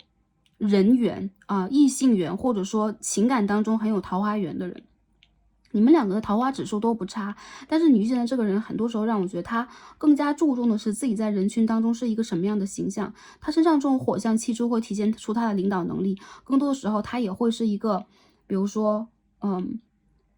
蛮会让异性去关注自己的这样的一个人。我觉得这个人他其实并不是花心，他其实人生当中有很多问题正在去整理，甚至他有可能是那种我对你怦然心动了，但是我又不知道应该用什么样的方式，他会用很多笨拙的方式来去吸引你的人。他有可能在社会上有一定的地位，或者说在他的朋友圈工作圈当中是一个偏向于比较闪亮的领导式的一个人物这样的一个人他会在意到你。然后这个人我觉得他会用一种要么就是有点偏控制的，要不然就是偏保护欲的，要不然就是有点笨拙的方式来吸引你的注意。因为我们看到这边权杖国王的权杖是一支口红来的，所以我觉得他其实是一个在内心当中比较偏向于他会去懂得感情啊，懂得什么是爱，什么是风花雪月啊，什么是感情当中的浪漫。但同时他在你这一边来讲，很多的招数和魔法都不是很奏效这样的一种感觉，然后他会觉得自己经常碰壁。那我觉得其实在这个感情里边，你们为什么是彼此的正缘呢？首先我觉得你们两个的性格还是一个一阴一阳非常匹配的一个状态，以及你们两个人其实会有很多机缘巧合，让你们去共同的看到你们生活当中能够去看到对方的一些点。比如说生活里边的一些长期相处，有可能一开始对他的印象，两个人对彼此印象并不是完全的比如说这就是我一见钟情对象了外表上是，但是在内心当中有可能你们都会有一种防卫的自我防卫的一个感觉。还有就是我感觉到在你们的这个感情世界当中，很多时候你们要花时间去真正了解这个人。有可能他的外表看起来并不像他表现的那么冷漠呀、不可一世或者说那么容易让人产生某一种误解和误会。比如说他是不是一个很花心的人，他们是不是一个过度自由的、过度自我放纵的人。对，我认为其实你们两个人在感情里边各有各的一种打算，但是真正要去进入这个感情，你们一定要是花一点时间这个人其实有可能，甚至一些朋友是这个人他等了你蛮久了，或者说他我认为他不是暗恋，他有可能是跟你互相有表达过一种好感，一种好意，但是你们好像就接不到对方那个信号。原因在于我觉得一个是时间没有成熟，还有就是你们之间其实是有一些误解和误会的很多朋友会说哎呀误解和误会，那我们两个人怎么走到一起，这是我的正缘吗？有些事情是不打不相识的。还有就是我看到一些朋友，你们两个人之间其实是一种互相想要去征服的这种互相暗恋的这种感觉，会让你们两个有可能在工作里边，有可能是在比如说一些关于金钱的连接和往来，还有就是你们有可能是在私下的一些沟通里边，会从那种暗中的观察、暗恋，渐渐的去转化为一种比较明朗的互相去喜爱、互相去认同，然后互相去崇拜彼此那种状态。那我们首先看一下这边的这个 Archetype Oracle， 我们又抽2张其他的大圆形卡。这边我们有一张 Avenger， OK， 这边我们有一张 OK Eternal Child。 所以我觉得这个人他其实是一个在内心里边长不大的人。不管男生女生来看到这一组，这2张牌是概括总的来概括这个人的性格的。首先他身上会有一种复仇者的特质这种特质我认为他有可能在之前的一个阶段曾经沉沉浮浮过，或他人生里边曾经有很多的问题，比如说我没有让人完全的去注目到我，而其实你们在遇见这个人的时候，他有可能刚刚的去找到自己的一个发力点在人生里边，比如说开始去赚钱，开始去让众人看到自己的美、自己的帅气、自己的优质等等，所以他会有一种蛮不可一世的感觉。还有就是他其实是一个在暗中想要去就是他会有一个评价正义评价善恶是非的一个标准，所以我认为他有可能是一个蛮容易去打抱不平的人或者说他其实蛮容易会有一种我觉得天蝎特质有点记仇，比如他上升有天蝎，月亮有天蝎，会让你感觉到他其实在内心里边会有一种我要让自己华丽归来，我有一种强烈的渴望是我要让我的世界是和平的，并且这种我的意识是比较强的。但我觉得这个人他其实并不是一个不善良的人，我并不能说在这个牌里边看到他有多么的善良，但起码他并不是一个谁都要去伤害的人，相反的，他有可能是那种无数次想要去证明自己，无数次想要去展现自己的野心和欲望，让真正的旁人看到他是有这种力量的。终于在某一个阶段他展现出了自己。我们怎么看这2张牌都戴眼罩OK， 这人我觉得他挺有神秘感的，他身上除了火以外，就会有比较强烈的这种偏水的一个能量我们刚刚有说过巨蟹和双鱼也有天蝎能量出现在这个牌当中，所以我觉得其实这一个人他无疑会有一种侠义的精神在身上。我们在这边也看到这个 Warrior 这张牌也是一样的。所以如果是阴性能量女生朋友来看这一组的话，这个人让我感觉到他可能比较喜欢戴墨镜比较喜欢戴一些头饰来遮挡自己的头部顶轮的这个部分因为他有可能比较喜欢耍神秘，这种神秘感有可能会让他觉得他自己很安全，以及这一个人他其实并不是一个在任何事情里边都完全会展现出我的平和善良，我去包容一切，相反他是一个黑是黑白是白非常分明的一个人。我们不能说他有仇必报，但他其实在内心里边是一个极度想去展现自己的人。还有就是他在社会上也是一个非常容易去评价一些新闻呐、时事啊、善恶是非，他会为一些弱势的族群去打抱不平。然后我认为这个人他其实有点孔武有力的感觉啊，有可能他比较喜欢健身呐、然后他有可能也是一个比较喜欢看那种比较，比如说战争电影啊，或者说武侠电影啊，anyway 小说啊等等都有可能，内心当中有这样的一个很侠客的精神的人。那如果是女生朋友来到sorry，男生朋友来看这一组，他是一个阴性能量的话，我觉得对方其实有可能因为他的原生家庭或之前他所经历的一些职业上的、社会上的评价，他很容易让自己去展现出一个阳性能量。如果他是一个阴性，如果打个比方，如果她是一个女生的话，她很容易让自己展现出一种我是一个强者，我不会被一般的人所去评价，我是一个独立女性等等。为什么？因为这个人他在内心深处其实并不会有一个很强烈的就是男女观念啊，我是一个，比如说，我是一个会相当传统的女生，就要在家里边去做家事啊，然后变成贤妻良母去服务家庭、照顾家人。相反，我觉得他是一个很出世的人，他蛮容易让自己去做巨大的改变啊，去完成他的一些梦想，然后也是一个相当独立的，有可能去了很多地方的人。你们两个人其实都有一种跟外边的文化相连接啊，有这种就是远走天涯的感觉。那第二章我们可以看到一个在内在当中永恒的小孩，也就是说，这是一个活自己内心小孩的人啊，他有可能会永远的在自己内心当中保留一个小孩在内心里边。比如他的月亮落在双子，他的月亮有可能落在这种偏火象、母羊等等啊，就是比较天真的这样的一个部分。所以很多时候他会体现出一种变动性，他很有灵感，然后他也很容易让自己去展现出某一种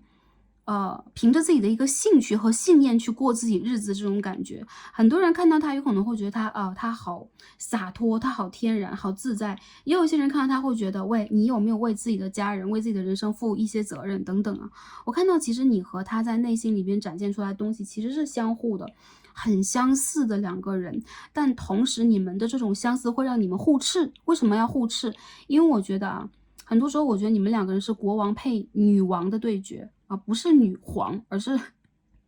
不是说皇后吧，而是女王的对决。所以你们两个人让我感觉到，如果好的时候会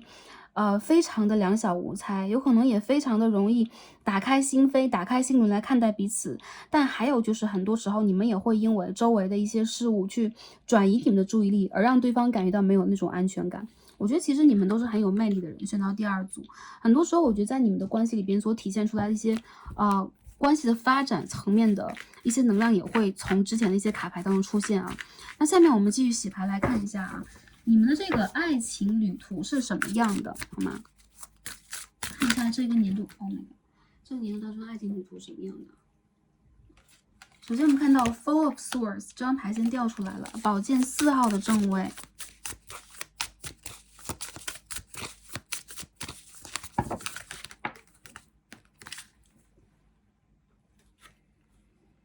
第二张牌是什么 ？King of Swords， 宝剑的国王，哎，宝剑的国王，宝剑的皇后，哎。我们再继续看一下啊，感情的发展是什么样的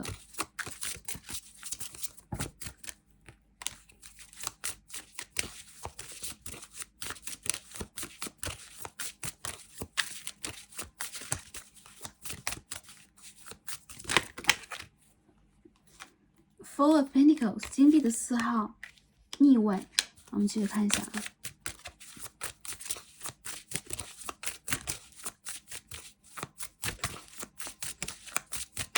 第二组大家感情的发展是如何的呢 ？Page of Pentacles， 金币的侍从。诶，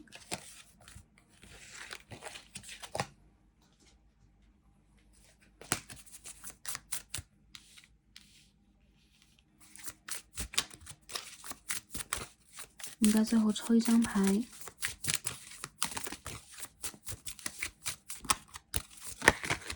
好，出现了啊，这边是 Seven of Swords。哎，怎么办？这个牌的朋友啊，你们的这个风象的元素比较强啊。我看到一种偏向于 flirting 啊，就是互相会去，观察，互相会去试探，然后同时你们互相也会有一种不太信任的感觉。原因在于我觉得你们在这段感情关系里边啊，他是你的正缘，但同时你们两个人一定要花时间去多了解彼此。你们之间有可能会因为多角关系，比如说，哎，你很有人气呀，你很有人追呀，然后你这边也是啊，有可能会有一些现任前任的问题，总会让你们觉得在这个关系里边没有办法特别稳定的进行。但我不得不说，你们两个人真的是非常灵魂伴侣，非常镜子的一个关系啊。对方和你其实很多时候展现东西是一样的，因为我们这边可以看到宝剑的牌，这边还是宝剑的牌，人物的牌还是人物的牌，金币的牌还是金币的牌。所以其实你们在整体的这个年度当中的发展，让我觉得你们会有非常浪漫的一段约会，然后互相的一段，比如说了解、试探和模仿啊，你们甚至会去模仿对方。还有就是你们两个人其实在内心当中是彼此会去认同对方，也会给对方信号的。我看到最后能量就是，无论你们两个人在这个关系当中要花多久，有些朋友就可能是现在就正在了，10月开始到3月期间就正在了，还有一些朋友你还没有遇见他，让我觉得其实这一个人，他一旦冲到你的人生当中，你不需要去任何的辨别，你会发现，哎，这个人他其实蛮容易引起我的注意的，他蛮容易来跟我斗嘴的。还有就是他有可能是一个相当不会让着我的啊，经常会逗我开心啊，也会惹我生气的一个人。你们两个人的性格其实比较相似，我们看到权杖不 sorry 宝剑的国王，宝剑的女皇，你们的这个感情之旅是什么样的？我觉得你们其实在相识之后，不管是职场上的朋友当中的，还是说一些朋友是异地啊，网络上的相遇，你们要花很长的时间去观察彼此。比如说隔一段时间会去问候一下，或者说你们在约会之后也会花一点时间去跟对方在相互了解呀，每天会传简讯啊，然后你们会打出很多讯息给对方啊，还有就是你们会有一种往前走几步我要往后看一看，往前走几步我要在原地看一看的一个感觉。为什么？因为我看到其实你们身上会展现出同样的自信与不自信，还有就是自恋和惶恐。为什么会惶恐？你们会觉得这个人他其实是我的菜，甚至是我的天菜，不管是男生女生，这个人是我的天菜，但同时我不知道我在对方眼中是什么样的。无疑第二组牌的朋友要告诉大家，其实你在对方的眼中也是相当具有魅力的，是同等的一个能量，但是你们必须要去学会在感情里边互相学会去表达，互相学会去等待，而不是我就要等待这个人先对我做什么，或者说我要去在这个关系里边先要去追逐什么，你们的步调一定是平衡的。我觉得你们会经历一段让你们觉得印象比较深的一段由浅入深的感情关系啊，从相识到暧昧，然后最后再到互相去表白。我看到是这一层啊，这个人他为什么是你的正缘？因为这个人他跟你真的很像。还有一些朋友，我觉得对于你们两个来讲，你们两个是非常可以沟通的人，可以说你们两个是一国的。然后你们两个在不管是外貌还是说彼此的这种兴趣啊、私下的爱好、交朋友的方式、思想观念上来讲都很合适，只不过是有可能你们会给对方的姿态就是我是防卫的，我没有去在感情里边要去花很多时间，还有就是我没有要让自己刻意的去追逐这段感情和维持这段感情，所以你们要花一些时间去慢慢来。我看到其实啊，你们两个人去认识彼此的时节，有可能你们自己都还没有那个打算，是我一定要去显化出这样的一个人。但是呢，因缘际会，很多朋友，你们在这个感情里边是无疑要去走到一个要互相谈恋爱呀，了解一个自己，感兴趣的对象啊，要到这样的一个状态里边，所以有可能你的灵性或者说你的下意识和潜意识正在叫醒你，它也一样。你们有可能会从暧昧关系入手，或者说朋友啊，以及朋友以上的关系入手。一些朋友有可能他真的是你的工作和合作当中的关系，然后他其实也是一个，相对来说不想输给你的，然后也想去体现自己很多优秀的层面的一个人。所以我觉得你们两个人到最后有可能是打了一个平手，两个人会比较顺利的相互的去给彼此这个 sign 这个信号，然后去走向属于你们的一个交往模式。还有一些朋友，我觉得你们在这一个年度当中所遇见的人，他是你潜在的 potentially 他是你的一个正缘，但是你有可能在这个年度当中，因为各种各样的事情，甚至会因为工作的，因为钱财的，然后因为你们各自要去追求的一些方面，有一点小小的停滞和误解，然后他需要和你在这个阶段去突破这个课题。如果当下已经跟对方卡住了，比如说当下确实在走这样的一个阶段，那我认为对方他会和你重新再来，原因就是你们对于彼此的吸引力还存在，还有就是你们在这个年度当中固定的要去度过这样的一个课题和难关，去真正的看到你们自己的内心是什么样的，如何去显化一个感情，如何去真诚的表达自己的感受，还有就是维持这样的一段感情。所以很多朋友我觉得啊，这个年份当中要教会你们的，有可能是通过一种独立来去保持一种魅力啊，然后也去吸引到一个有魅力的人。还有一些朋友，我觉得你们有可能是需要共同的朋友和共同的，比如说周围的同事啊，还有一些事件来促进你们两个人之间的两个非常矜持的两颗冰山的互融，所以你们的互融是需要花时间。我觉得这个时间并不是说我要等待他多久啊，然后我是不是要表白，然后会不会对方他和我之间就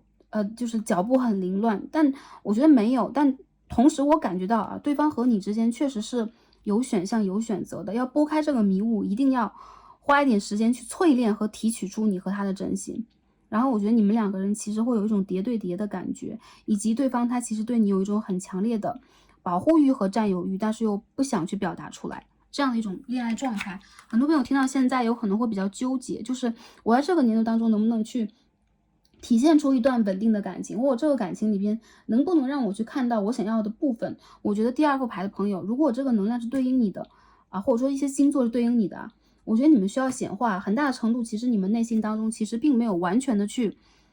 追求，或者说去勾画这一个正缘你们有可能在当下非常注重自我的一个成长蜕变和淬炼。所以我看到其实你和这个人在内心当中，或者说在你们的灵性层面，在你们的性格层面，各种各样的方面，你们其实是很和谐的。我们可以看到这边是一个 music the harmony 这是一个和谐，或者说一个景色和谐的一个场景，也就是说你们会是拿着不同乐器的人，但是你们会合奏出一个相当优美的旋律。结合我们今天抽到这个 astrology 我们的这个占星卡，我们首先抽到一张爱神Eros， 然后这边是一个 Libra， 天平，爱神配天平我们知道在爱神的这个点，这个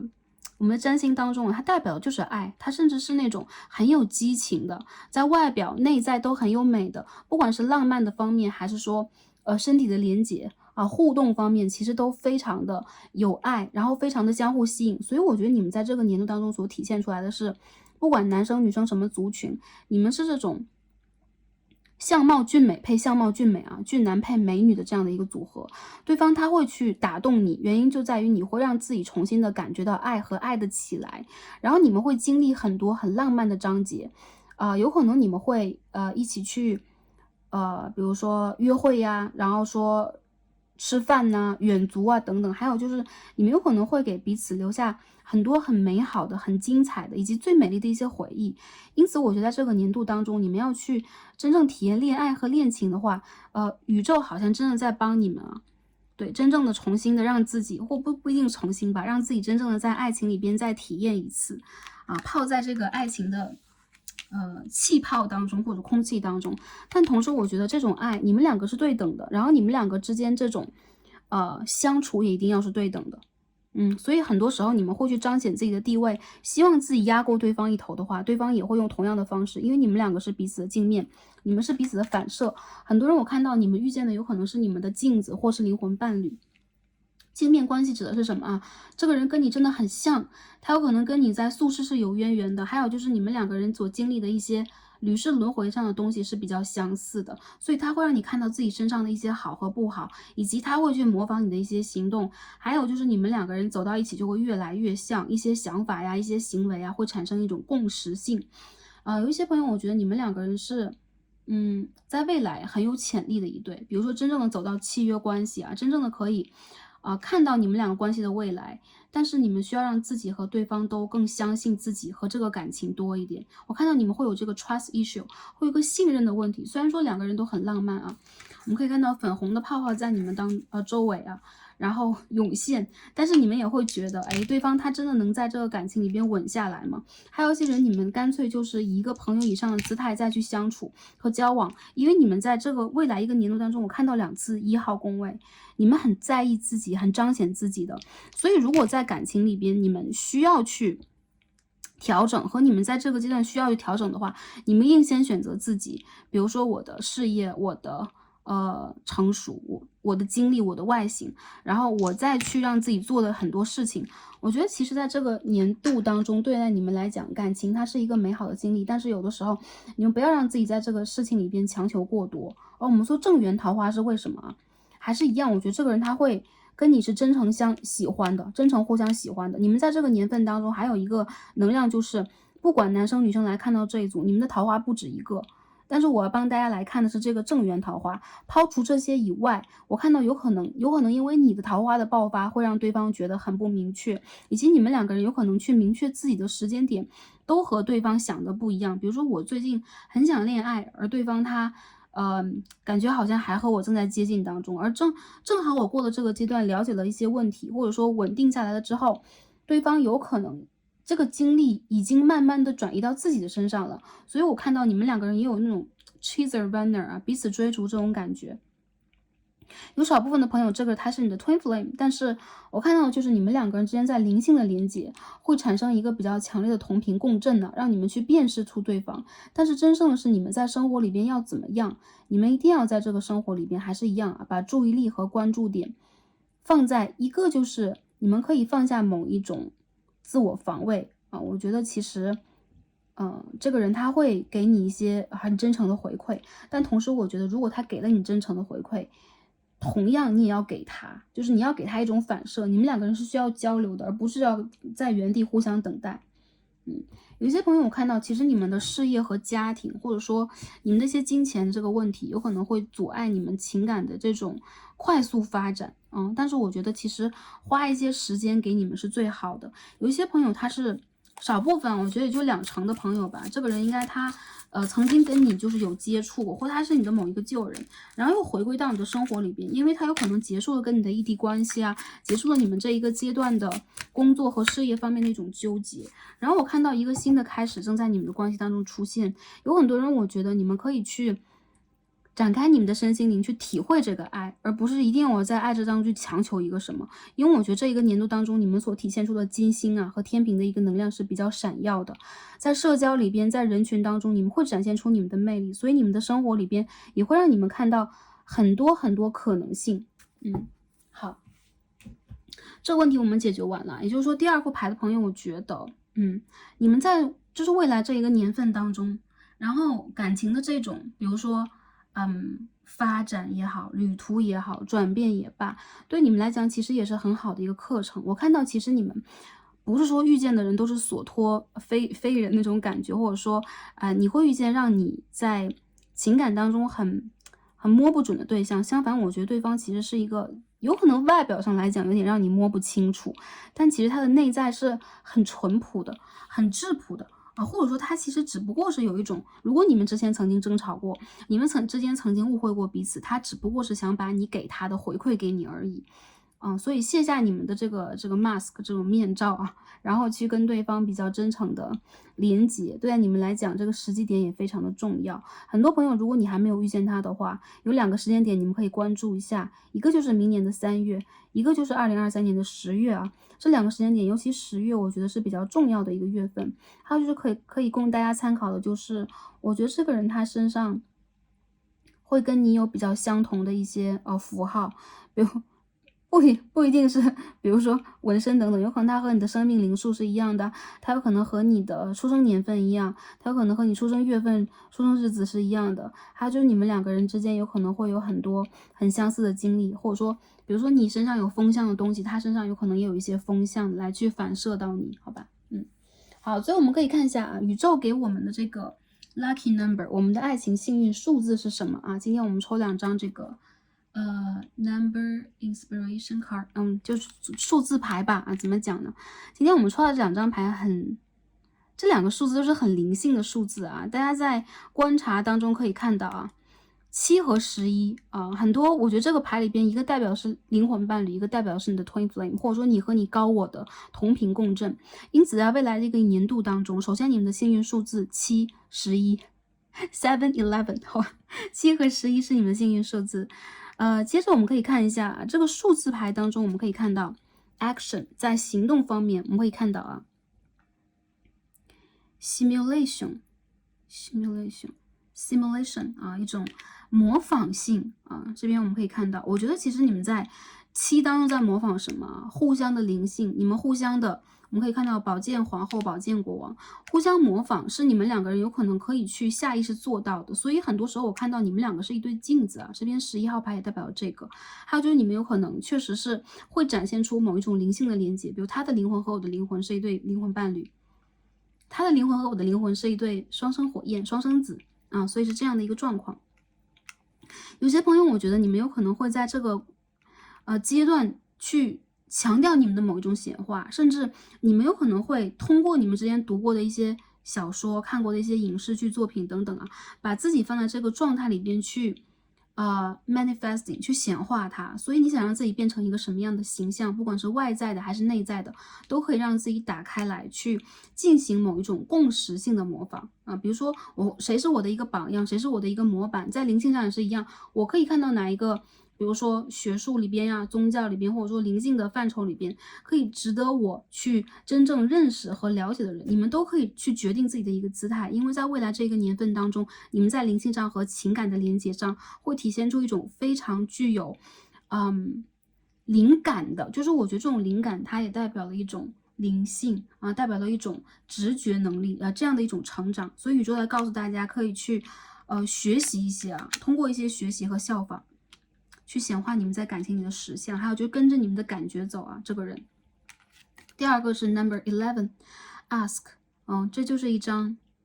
inspiration。我看到其实你们在内心当中会比较追求啊，这个年份当中你们会非常的去追求一种我需要和对方心有灵犀的感觉，然后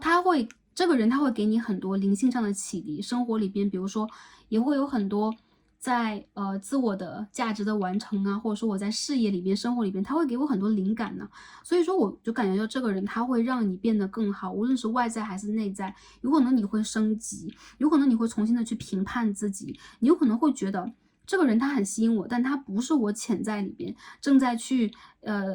盼望的某一个对象，但你会转化自己的一个视角，原因就在于他会给你一个灵感，让你去显化一个新的阶段，或重新做自己。所以这个 11也让我感觉到啊，你们其实在跟你们的高我和宇宙在同频共振当中。所以当下你们所去感受到的，你们所去遇见到一些人，也是因为你们在灵性上做的调节。所以我感觉到你们在这个年度当中所遇见的对象，也会帮助你们去打开你们的灵感。在事业上、创意上，在人生的选择上，在灵性的自我升级上，或者说频率的提升上，真正的往前去走一步。所以我觉得其实这个人能让你进步啊，他并不是一个恶缘，但同时我觉得有可能这个人他会去激起，或者你也会激起他内心小孩当中非常躁动不安的一个部分。所以我看到你们两个人在恋爱甜蜜的时候非常的甜，然后如果有虐的啊，就虐心的这种部分的话，也会有一种你追我赶的感觉，感觉还是情节比较紧凑的一段情感关系啊。它会是你潜在的未来的一个阶段的正缘对象。但如果在明年当中一些朋友，如果你们真的是马上就要定下来的话，那我看到有可能不是3月或3月到10月期间吧，你们就会收到这样的一个信号。如果当下很多朋友你们还是单身或再去寻找的话，你们需要跟这个人再往前经历一下啊。这人可以说是我们在未来一个阶段感情里边的，他不是你的前菜，他也不是你的点心甜点，他是你的主菜，好吧？好，我们看一下最后一张牌，我们抽了一下宇宙建议和指引。今天我们就看这一张啊 ，True Love Reading Cards。我们抽到一张 Inner Peace 啊。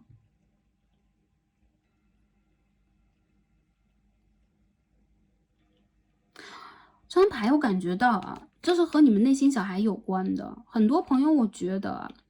你在感情关系里边的初衷，就那个初心，比如说你遇见他的时候，其实很大程度会容易激起对方他给你的一种反射。比如说一开始我只是抱着试探呐，或者说交往看看呐，有的朋友干脆就是我吸引对方看一下，有可能对方会给你反射出一样的。所以我觉得你们有可能在内心里边非常需要让自己在经历这个旅程之前，先调整好自己。OK，I am enough。我们可以看到这本书上写的什么？这种女生要读一本书，You are enough。你是足够好，你的内在是足够充盈的，你的内在里边可以包括可以囊括整个宇宙，你有任何的一个宝贝，所以说你不会因为一个人而变得完整，也不会因为没有一个人而变得残缺。然后在这个阶段里边，我看到你们会变得很自信啊。第二副牌的朋友，在未来一个年度，你们首先的自信和自我的充实就比较重要。你们有可能可以给自己一个旅行，你们可以去读几本书或做一个笔记啊，显化笔记都是可以的。还有就是你们需要跟宇宙许愿，我看到其实你们会有源源不断的丰盛感、财富啊，或者说关注。我觉得是很多美和关注在涌入你们的生活，这种美和关注会让你们感觉到你们的内在是丰盛的。因此在看见这个人的时候，不管他是不是优秀的闪光的对象，亦或者说他和你出现了一种同频共振，比如说我们是差不多这种感觉，你都会觉得不管这是一个什么样的人，我在他的面前我会非常自在和安然的去表现出一个完整的我。很多人我觉得这个人他其实是遇见你是他的幸运啊，你其实也是在遇见他的时候会看到一个更加优秀的自己。所以我觉得这个感情里边所去体验出来的一些浪漫呢，一些其他部分的和谐，它只是第二个部分。那第一个部分一定是会让你觉得我和这个人在一起我是舒适的，我是看到一个更高级的我，更加自在的我的。第二点就是我觉得你们两个人都很容易去释放出你们内心当中真正的内心小孩，所以去疗愈他。如果你的内心小孩还有一点，比如说我经常还容易去强迫我自己，然后容易去要求我自己，或者说我经常容易在情感关系，还有就是我会纠结于一些原生家庭的问题等等。你们需要去花一点时间，比如说读一些关于疗愈，或者说关于可以去疗愈你的任何的书籍，小说也可以呀，然后灵性书籍也可以，或者说你可以给自己做一个我觉得是在情感当中的一个灵性的笔记。比如说在新月的时候、满月的时候，你要许什么愿望啊？在什么样一个特别的日子，你要给自己一个什么样的礼物啊？你曾经经历过什么？你曾经感受过什么？你看到什么样的天使数字？你有什么样的一些欣喜和喜悦？这都会是宇宙给你的信号，告诉你，你其实是完整的一个宇宙，你是足够的，你是有这个资格，你是合格的，以及你是相当丰盛，可以去吸引到这样的一段感情和一个优质的人的，好吧？所以这个年份当中，你去经历的感情，也在帮你去完成你的灵性课题，也在帮你去真正的释放啊，都不只是疗愈了，我就是疗愈之后去释放你的内心小孩，真正大胆的去做自己。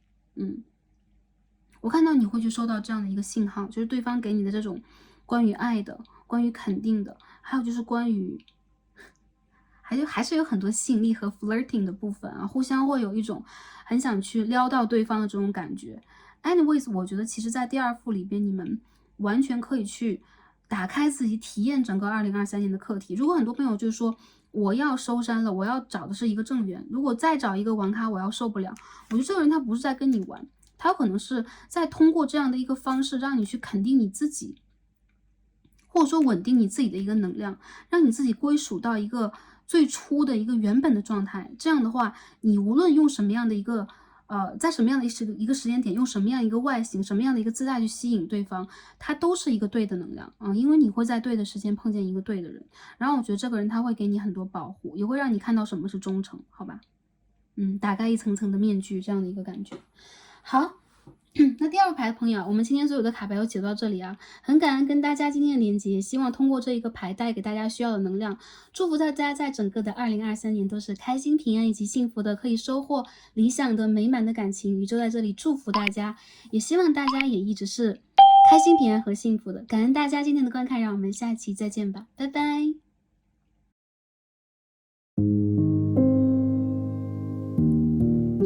最右边第三副组牌粉色水晶天然石的朋友们，让我们来开始今天的抽牌。选到我们的第三副组牌一颗粉色水晶球的朋友们，我们的神谕卡都已经抽好了。那今天我们要一起来看的主题呢，是我们的2023正缘桃花。我们要看一下，在整个的2023年当中，我们会有什么样的正缘出现啊？就是说比较重要的感情对象，或者说这个人他是和我们可以定下来的，有契约关系、承诺关系的人。我们要看一下和这个人会有什么样的感情旅途，我们的爱情幸运密码是什么，宇宙给我们什么样的建议以及指引，希望可以帮助到前来第三副的朋友们。首先呢，我们一起来读一下这个 Oracle 给我们什么样的讯息啊？我们先抽了一张这个 Archetype 大圆形卡，接着呢我们会抽牌，结合神谕卡和塔罗牌来帮大家读一下这个对象，然后这个感情的经历，以及我们要去关注的一些重点是什么。OK， 首先我们看一下选到粉色水晶的朋友们，这张卡牌给我们什么样的讯号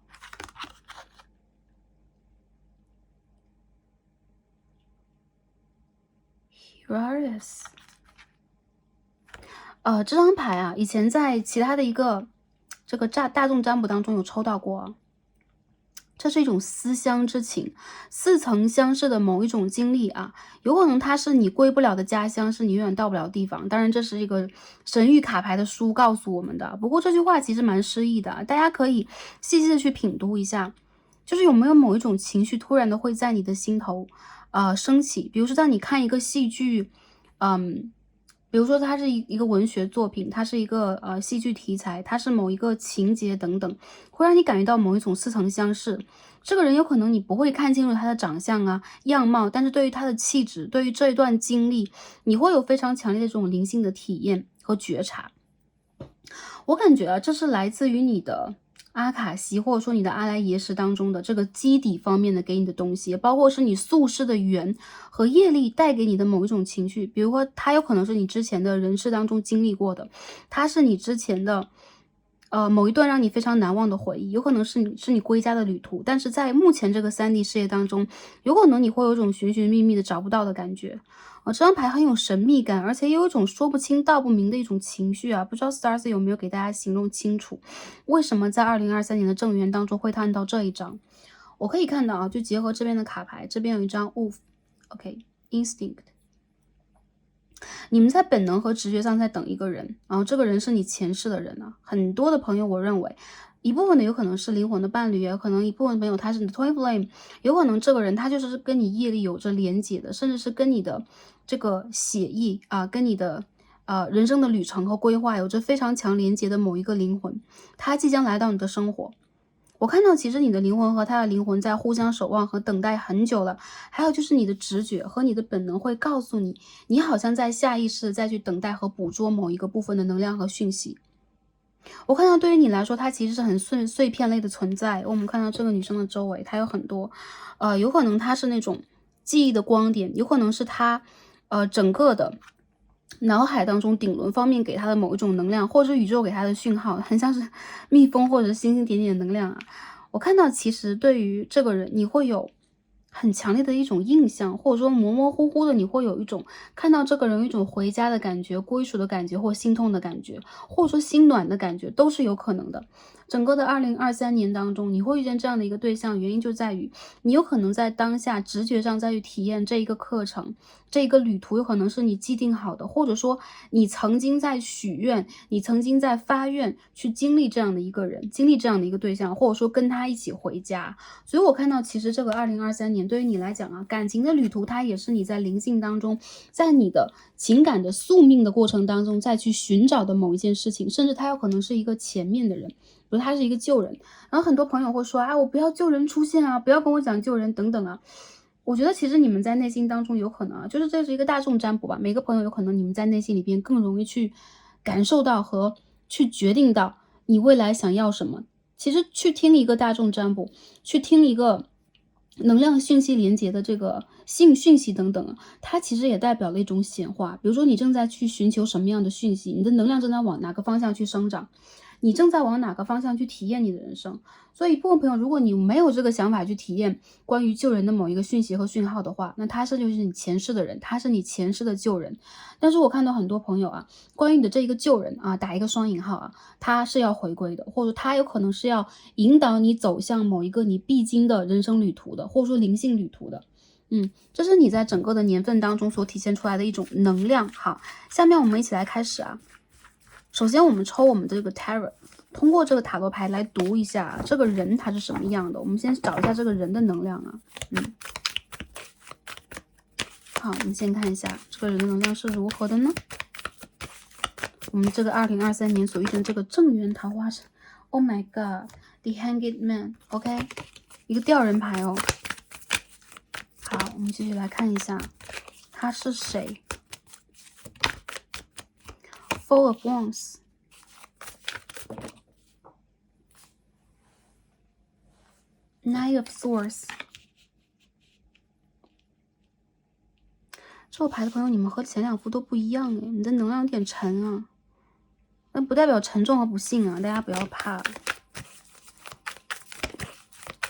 有些朋友你们在经历一个灵性的回家之旅，就这是一个灵性的旅途。所以一些朋友啊，这边一张 Five of Cups， 我看到其实你们有可能在内心里边再去牵挂，再去等待，再去显化某一个类型的对象或某一人啊，甚至有些朋友你在等救人，还有一些朋友你在等你的 Twin Flame 的到来啊，因为我看到很强烈的这个双生火焰的一个讯息。好吧，所以整个的2023年度，我们来整体的总结一下啊，集结一下这5张牌的讯息和讯号。首先，我感觉到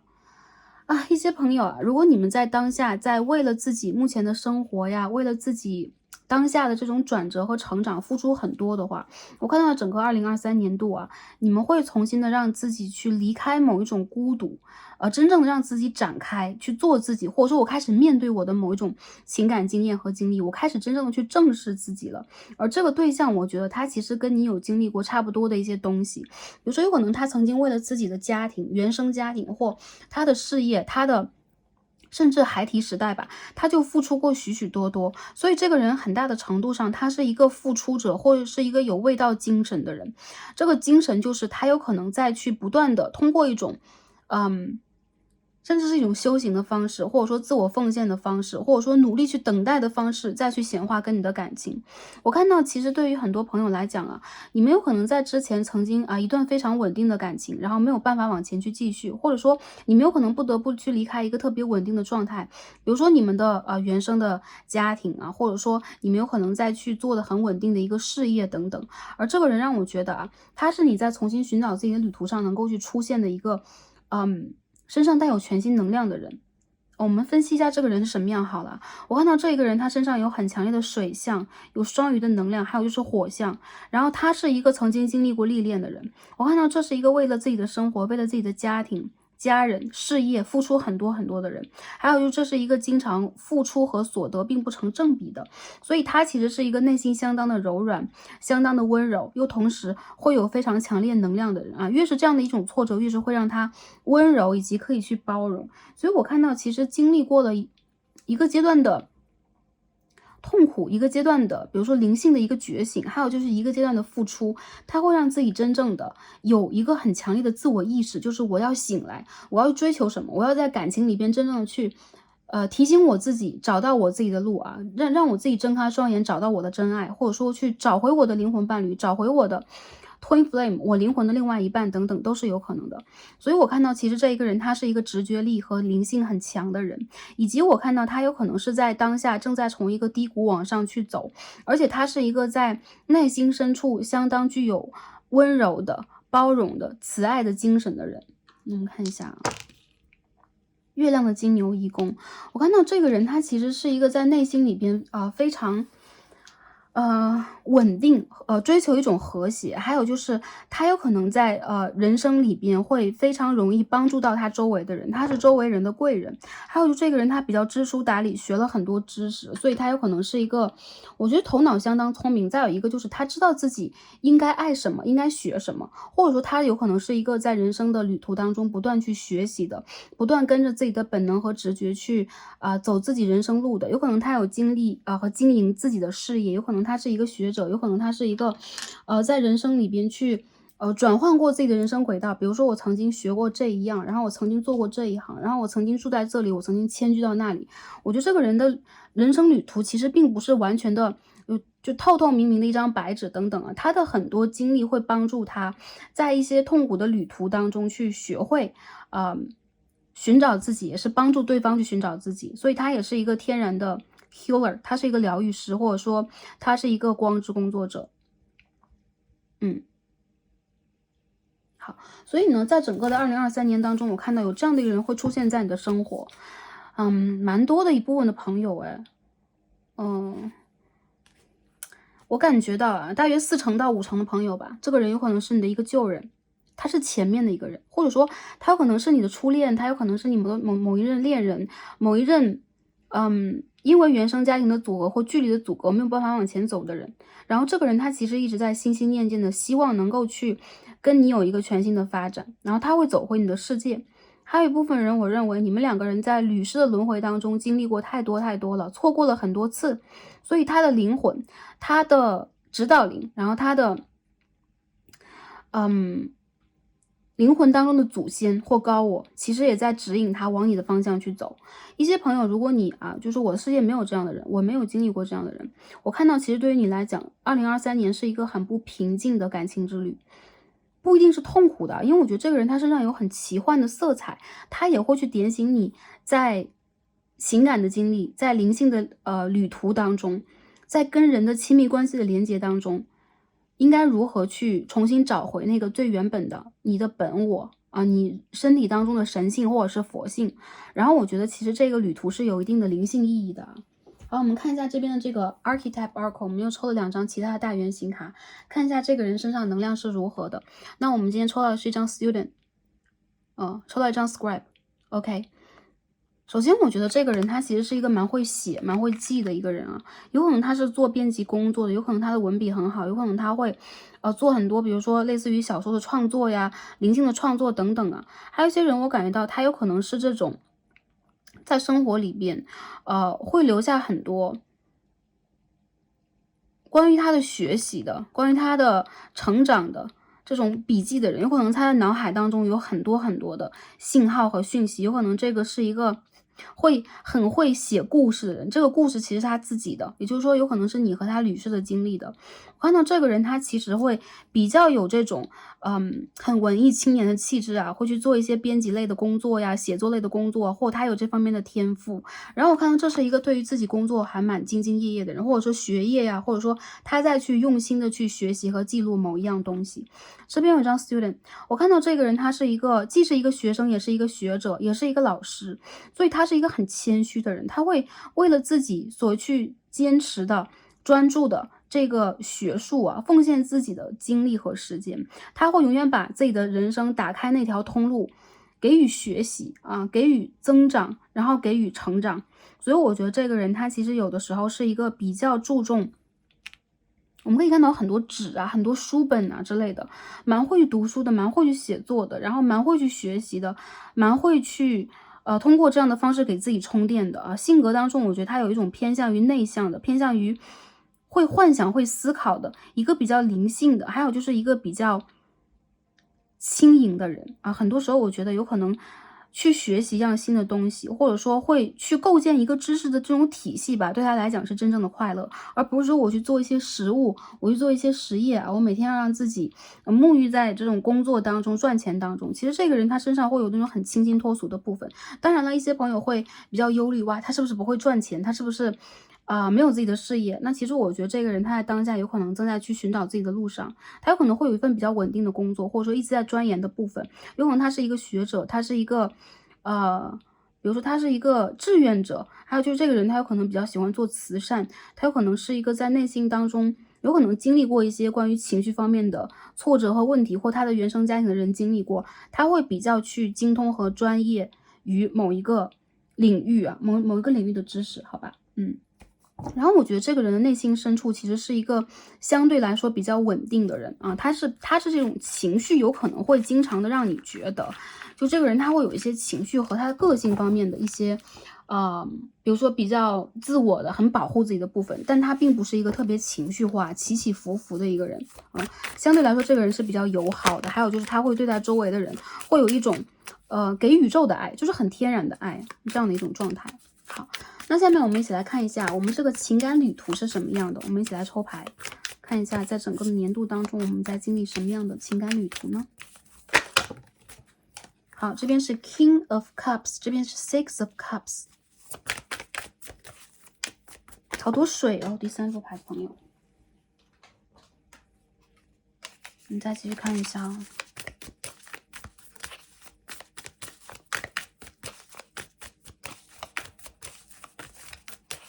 你在经历什么样的情感旅途呢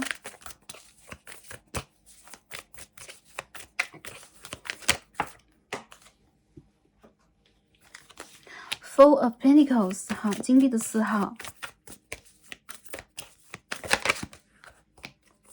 Ace of Pentacles， 金币的1号。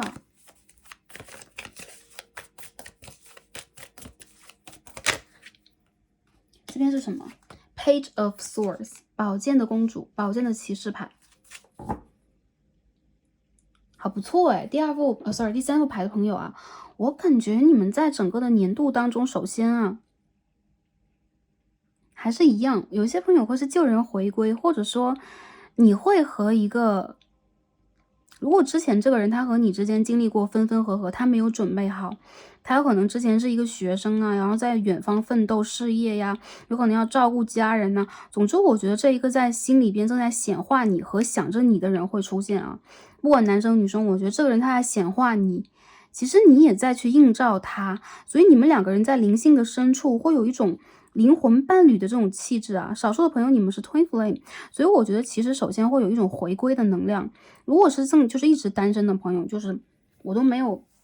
过这种经历，就谁是我的旧人还是一样啊，他是你灵魂的旧人，是你这一辈子在等的人呢。所以我觉得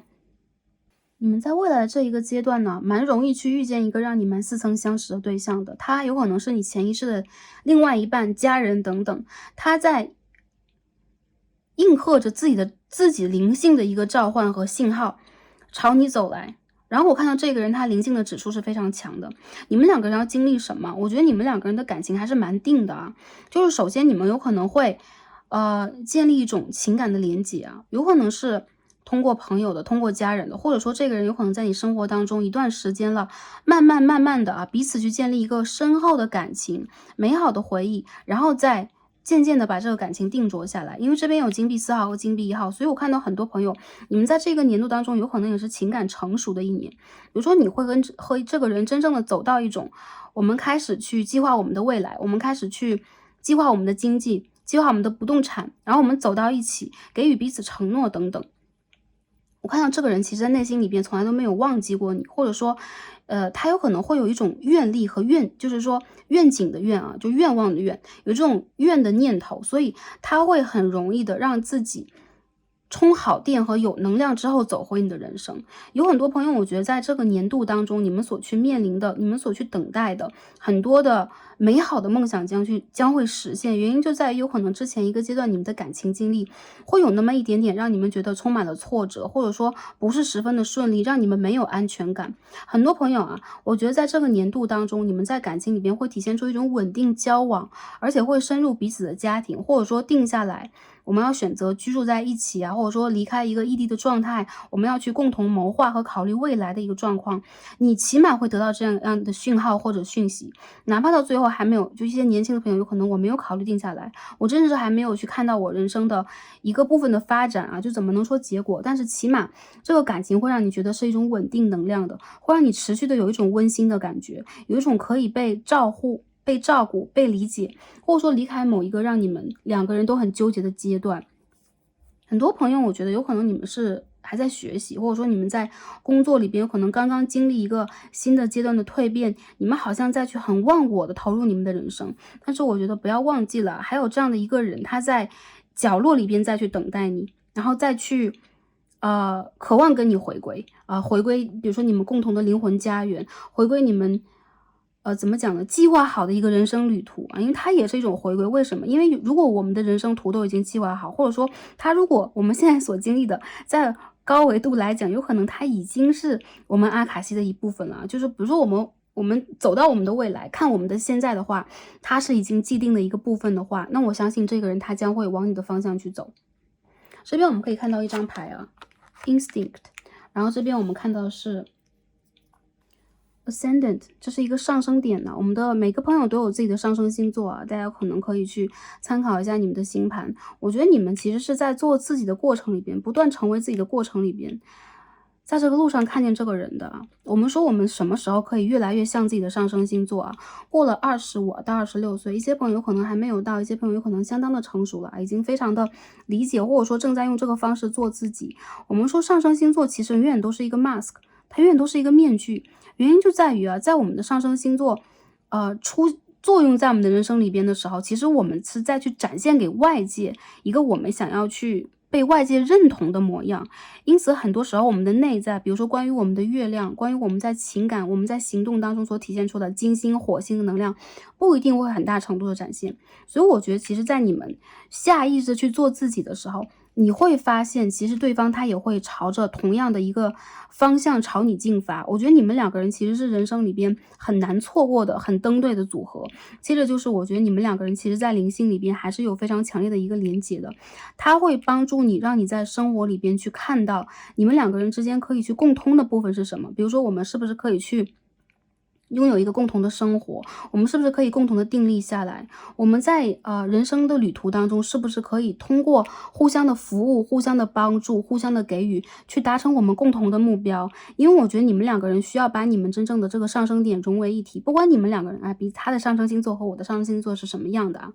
首先我还是一样的一个状态和建议，就是我看到你们需要先去做自己。还有很多朋友我看到啊，我帮大家去看一下这个位置是什么样的，好吧？这边有天蝎和狮子，很多朋友你们是固定星座啊，或者说对方和你会体现出某一种固定的能量，狮子、天蝎、水瓶、金牛等等。然后我觉得其实对于你们来讲啊，在未来的某一个阶段里边，你们会在很现实的工作或者很现实的生活里边去看到这个人，不，你们的感情关系不是天马行空的。然后你们之间的连接，我觉得是会为了彼此去服务，会为了去成就彼此而努力，或者说你们会朝着自己很本能的一个方向去，有一个为了对方好，或者说为了去体现出彼此在人生当中的价值而努力的这个状态。所以我觉得这是一个还是一样，我觉得这是一个很善良的连接，也会帮助你们在未来的一个阶段里边面临很多的考验。然后我觉得这个感情是蛮经得起考验的，但同时这边有土星和天王星的能量，我觉得其实对于你们两个来讲啊，其实有很多关于亲密关系里边的一些课题，严峻的课题，比如说外界环境的变动，比如说异地的关系，比如说你们两个人要经历的成长和经济方面的一些考验，原生家庭的考验，或者说你们必须要去改变的部分，其实这是很坚硬的一个课题，或者说对你们人生来讲，不是一宫就是七宫啊。这个人他其实是你不只是2023年的正缘，我认为是你们人生的正缘会在这个组牌里边体现出来啊。我帮大家来看一下这个能量里边，我看到偏向阴性能量的男生能量的是偏向水象的，有双鱼、巨蟹、天蝎，然后这边偏向偏向阳性能量的是双鱼、巨蟹、天蝎，偏向阴性能量的偏女生能量，你们是宝剑公主，所以说会有水瓶、双子、天平出现。然后我觉得你们两个的这个时间点，不管之前你们经历过什么，还说你没遇见他，在明年的4月开始都是一个很大的转折点。然后我认为其实之前一个阶段，如果你们在感情里边是偏向被动的人，你们有可能会把被动化为另外一种主动，比如说我会主动的去经营我的生活，我会主动的去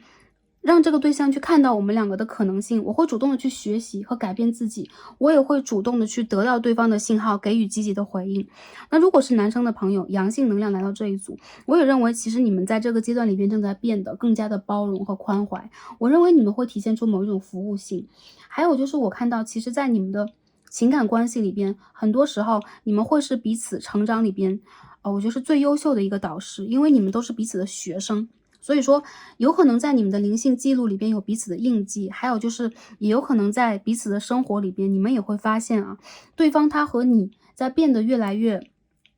像是彼此的家人，像是彼此的就是说最重要的一个人生的伙伴一个人生旅途的伙伴，或者说是伴侣。原因就在于，其实你们两个人在一起有一种意义，就是回家的意义。有一种意义就是我在这个人身边可以感觉到安全感，不管我的钱包里边是有多少的钱，我是有很多城池，还是说我现在只是在去做一个简单的投入、简单的奋斗，或者说我还是在去显化的过程，你们都会发现，其实跟这个人是有一个很强烈的根基的。你们两个的关系是会有根基，所以说我觉得这个人他会在你的生活当中，就是找到一个点落下来。然后他会真正的把种子变成有很多很多根基的、很多很多根系的一棵，比如说小树，然后再往上去长。然后我觉得对于你们来讲，有可能你们会有一些抉择方面的问题，比如说你们要去，因为要跟这个人在一起，我要去决定我未来一个阶段要去做什么样的变化，我要去经历什么样的一些考验，然后我要去帮助这个人改变什么，或者说我要改变我自己什么。这些改变其实全部都是我觉得也是关于个人的成长，关于事业上的。所以综合上来讲啊，恭喜这一副牌的朋友，你们在未来的一个年度里边，那如果是在2023年当中听这个占卜当中的朋友也是一样啊，我觉得你们会找到你们的这个人生的另外一半吧。我觉得这个人他会让你觉得哪怕他之前经历过很多波折、困难，或者说他有可能会经历过，比如说我的原生家庭没有那么圆满啊，很破碎，我有可能被抛弃，我有可能曾经让自己付出过很多啊，他都会在你的身上重新找回这个火种。Ace of Wands， 他都会从这种孤独和失落当中重新找回希望，而且他会变得更加的坚强，他会变成一个真正可以依靠的人。而且我觉得你们两个人在彼此的身上会共同的去找寻到你们的梦想，就这个人他会是你的一种美梦成真。比如说你曾经许过愿，我要我的灵魂伴侣归来，我要一个懂我的人，要一个可以跟我一起回家的人归来。那我觉得在这个年度当中你会发现这个人，有些朋友你们已经遇见了，他有可能是真的是你之前的一个某一任前任，或者说他是你之前一直在等待的人，但是他有可能一直都没有，还是一样做好准备，完成他的一部分的自我磨砺，或者说他有可能还没有完成他的一种牺牲，这种牺牲有可能是他为了成长要去付出的代价。然后我觉得对于你们来讲，这个课题不是很轻松，其实挺沉重的，原因就在于你们前世经历过太多了，所以在经历过这些之后，有可能这些经历会映照在你们的身上啊，跟这个人在一起总会觉得有一点点的五味杂陈，有点心酸，或者说跟这个人在一起，其实这一路走来并不是很容易。但是我觉得在这个年度里边，你们会发现，其实跟这个人是有很强烈的一种可能性去完成你们对于圆满和稳定的一种显化。有很多朋友，如果你们当下在交往的过程当中的话，我认为好事将近啊。你们可以看一下，在明年的春天，4月到5月，以及明年的年尾，12月前后的一段时间，会不会得到一个好的信号？比如说求婚啦、订婚啦之类的。很多朋友我觉得啊，在整体的这个人生的状态和脉络里边啊，有可能你们也曾经出现过很多，比如说自己跟自己的一种孤独的抗争啊，一些磨砺啊。其实这个人他和你经历的一些东西蛮相似的。如果是一些阴性能量的朋友，女生朋友来看这一组的话，我觉得对方是一个在人生里边经历比较饱满的人，他有可能经历过很多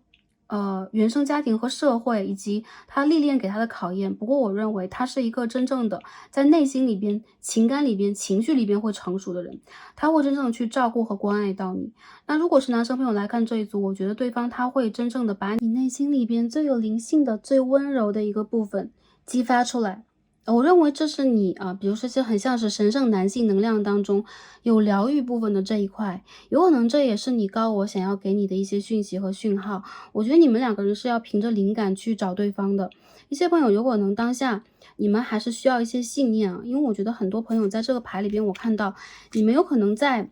当下的一个人生旅途当中，不停的让自己去激励自己成熟和变化，然后也推着自己去奉献吧。有的时候没有办法完全的去面对自己真正心灵的一些诉求和本心，然后我觉得这个人他会让你有这种回归的感觉。同时宇宙在告诉你，在这个关系里边一定要有一种信念，一定要去相信，一定要去我们总是说在显化啊，显化是什么？其实显化也不是不停的在许愿，显化不是说我在某一个阶段当下我就要把什么样的一个人物啊，比如说他很明确的一些条件等等啊，完全的影射到我的生活当中。其实显化它是一种能量，当下的你在活一种什么样的姿态，你在跟这个人以什么样的方式去对接频率去成长，当下你用一个什么样的方式再去勾画你的生活，那我觉得其实你的这个姿态也就是你的未来。所以这种显化其实很大程度是你要去相信，而不是在感情里边抱有悲观。那很多朋友我觉得你们本能上对待感情和人生吧，有可能会有一种淡淡的悲伤的感觉。有可能你们曾经因为一些经历，或者说因为你们从小到大的一些我觉得是个人的灵性能量，总会给你们有一种黑白灰，就是中间的这块能量，我觉得有可能是你们在灵性的成长，在不断的累世轮回当中所去经历过的一些悲伤，在一些特定的场合当中会被释放出来。这个人他一定会点醒你这一块，他一定会让你有很强烈的一种记忆。怎么去辨识他？我觉得这副牌的朋友，你们在真正看到这个人的时候，你的心轮将会被打开，你的头顶轮、你的三眼轮将会被打开。有很多时候你会跟对方做相同的梦境，或者说你会有一种，不管以前我是用什么样姿态生活，我会很谦虚，我会很甘愿为了这个世界，为了我的人生更去奉献和奋斗一些。然后我认为你有可能也在这个人身上看到一样的品质，比如说他会为了感情甘愿的去奋斗，甘愿为了你去奉献，甘愿为了这个世界去奉献，有这样的一种精神。所以有很多朋友我觉得这个感情让我觉得还是蛮感动的。再者就是有可能在当下说的比较云里雾里，大家还并不是很明显的能够去感受到，但是它出现了，你一定会有很强烈的一种心灵冲击。那我们最后再帮大家去整理一下吧，刚刚讲了蛮多啊。如果你现在是一个等待一个人的这样的情况比较多，那我觉得这个人他有可能会在明年的3到4月、5月之间回归。你们的这个故事还要往前去写。如果我讲的是这样的一个人的话，让你有这种深刻的灵性感受，他是你的 twin flame， 他是你的 soul mate， 他有可能是你的前一任，有可能你还在等着跟他一起回家，有这样的一股能量存在的话，他会来到。那如果当下你处在一个比较暧昧的频率里边的话，我觉得明年的3、4月份也是一个你感情去发展的重要的时节。很多朋友来到第3组，你们在感情里边是有作为的啊，明年一年你们会有一种固定的定下来的一个能量，情感和情绪去稳定的给予和吸收，就是这种循环我觉得是比较良好的，或者说你们应该是不会空窗的，会有对象出现。还有一些朋友，如果你们是一个纯单身的状态的话，对方和你身上所体现出的一个是水的能量，一个是风的能量是比较强的，他是你前世的灵魂伴侣。然后这个人让我觉得他身上是会有很强烈的一个，比如说他是文学素养比较强，他是一个显化能力比较强，他是一个学习能力比较强的人。找到他全凭直觉啊。一些朋友不管是跟家人有关的这个人际关系，还是说你的旧的同学和朋友，还是说你目前生活周边的人呢，就是说这些跟你有连接的人，其实全部都是一股能量在把他往你的生活里吸引，或者说再把你往他的生活里边推。所以我觉得对于你们来讲，这也是一个全新的旅途。因为这边有2张1号牌 Ace of Wands、Ace of Pentacles， 全部都是很不错的啊，既是有行动能力，又是很丰盛的，可以去固定的一个能量。然后我觉得这个人他身上会有一些内心小孩的伤疤。这个人是一个在人生当中有经历的人，但同时我觉得他其实是一个很奉献、会谦虚，也会教会你这一点的人啊。你们再去遇见彼此的时候，一定要去有信念，学会显化，也要去大胆的做自己，给宇宙去看到你最真实的想要去自己成为的样子，好吧？好，可以总结完毕。那下面我们看一下我们的 lucky number 是什么。那我们今天抽了2张这个 number inspiration card 啊，数字卡牌，我们一起来读一下这当中的讯息哈。今天抽的牌能量也很特别，我们抽到这一张3号，一张6号。大家知道369是宇宙的这个 master number， 大师数字啊。所以很多朋友我觉得，首先你们2个人在 double 对方，就是说其实你们2个人在变成一个1+1大于2的关系。还有就是你们的旅途无疑是灵性的，这2个数字都是最灵性的数字。一张牌3号我看到你们的这个幸运数字36、36和9号。然后你们需要让自己在行动上来讲更加的，因为这边有个 Ace of Wands， 你们需要让自己哇啦呜smile or laugh 你们需要去释放快乐的讯号和讯息，你们需要打开心轮了。所以在这个年度里边，我看到你们会经历看起来蛮粉红泡泡和很快乐的一个阶段。但是如果你们现在身上带有的是我们所说这个牌当中一种悲伤的、思乡的、再去寻觅的一个情节的话，你们需要让自己把它转化为一种生活当中的动力。在这个3D 世界当中，你可以去看到的实实在在接触和接频到的良性的讯号。这是第1张。那第2张我们抽到是一张 OK。Neural OK， 在神经系统上我们有这种 balance 啊，这个 balance 来自于哪里？首先是你和宇宙之间这个平衡感，还有就是你在关系当中的平衡感和平衡性。其实这种 balance 巴兰斯，它是你与生俱来的，你和宇宙之间的连接，你和你自己这一世的连接，和你每一世的连接，其实都是一个平衡，而这个平衡是你本身就具有和具备的。当你觉得自己的灵性失衡了，你的生活失衡了，比如说我有一阵子我特别的在意我的事业，我有可能忽略了我自己。有一个阵子我特别在意某一个人，然后我忽略了我的事业或生活或我自己的身体等等。其实它全部都是一种能量的回收，你需要在当下去回收你的能量，让它回到一个积极的、展望的、显化的讯号。在未来的一个年度当中，你会有很大的转变。我觉得是灵性的成长而且是很剧烈的。比如说一些朋友你在经历过觉醒之后，你会在经历灵性的一种上升。还有一些朋友我觉得你们很多时候跟这个人是一种细水长流的关系，所以如果你们在渴望很激情的一些改变的话，还是一样，你们可以去显化你们人生当中任何的一个场景。但是你们首先需要让自己保持一个良性的高频的状态，还有就是去相信它。所以宇宙在告诉大家，在身体和在灵性，在生活和情感，在任何一个层面，你们都需要让自己有一个 balance。一些朋友你们需要去注重自己的身体方面的一个维持、修复和保养，还有就是在未来吧，我感觉在明年的3、4月份，或者说明年的一整个年度当中，你们有可能在人生当中会有更加稳定性的东西，就接地气的土象的东西，也就是说你们的海底轮在扎根下来。因此呢，为了让它扎根的更深厚，你们也需要去连通自己灵性方面的能量打开你们的顶轮，去用你们的直觉显化你们的人生。我看到其实你们的显化能力蛮强的所以说我觉得这个人大约是谁，你们内心当中应该可以有数，起码这个人出现的时候你是可以有数的好，这2个数字给到大家，也是宇宙给大家美好的一个愿景。最后看一下我们的这个神谕卡，我们看一下宇宙给我们的建议和指引是什么。今天我们抽一张 True Love Reading Cards， 而我们今天抽的是 Manifestation， 一种显化，一个冥想我们可以看到这个图中的女神她在去调节自己的下3轮、太阳轮中3轮脐轮、太阳轮和心轮。所以我看到其实对于你们来讲如果你们的底轮问题大约解决了，比如说你们的原生家庭的问题归属感、安全感的问题一些基本的生理调节的话，在未来这个年度当中，你们需要让自己更加自信，你们需要绽放，你们需要让自己去更加相信你们的智慧可以引发出更多爱的能量。所以说在灵性里边的调节，包括你们身体的维护，然后你们的一种回归青春的一种修养吧。一些朋友如果你们在一个成熟的年龄阶段的话，你们的身体也在期待着一次灵性和身体方面的3D 世界方面的一个青春的回归。所以你们必须让自己去做一些关于冥想灵性疗愈或者说一些身体运动和锻炼，帮助你们去调节你们的血液循环，帮助你们把这3轮打开。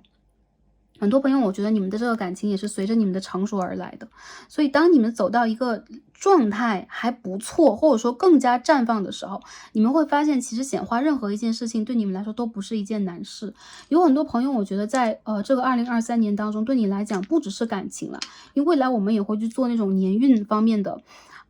大众占卜或者说大家有可能会做一些这种个人占卜。你们会发现其实在未来一个年度当中，对你们来讲你们一直解决不了的想不通的问题，你们再去学的一个很大的课刚刚我们看到的是3宫和9宫天王星的双鱼9宫，刚刚是土星的双子3宫，也就是说你们其实是在学一个土星给你们的经验课题你们再去学一个灵性的和蜕变当中给你们的灵性课题，因为它还是一个双鱼出现嘛。所以一些朋友我觉得对于你们来讲感情有可能来得相当之快如果现在还在空窗的话，它有可能随着你的灵性成长一下就来到你的生活，但是一些朋友有可能必须要去承受一些情感，它是很比如说它是很跳脱的，它有可能是很非传统，它有可能是出现在你的意料之外的这样的一个蜕变。为了去让我们去迎接这个蜕变，我觉得大家需要去应和这个天王时代给你们的讯息和讯号，去掌握你们自身的这个幸运密码，然后去打开你们自己的脉轮。但无论怎么去形容，我都觉得第3副牌的朋友，你们在情感上和明年的个人生活水准、事业的一个定力上、事业的确立上都会有很好的讯号，你们也会去等到这个爱你们的人。我相信这个人他会让你们觉得有一种非同寻常的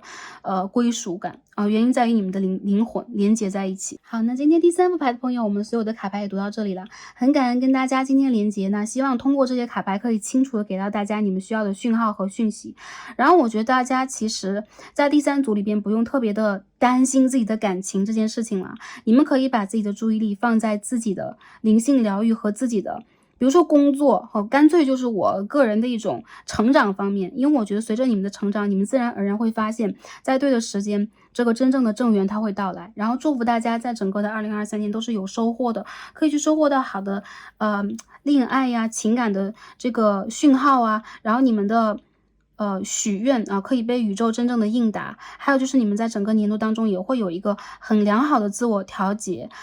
以及在生活当中真正的定下来，去享受生活给大家的每一个片刻的快乐和愉悦或者是舒适。宇宙在帮助大家，也祝福大家是开心平安和幸福的。感恩跟大家今天的连接，让我们下一期再见吧，拜拜。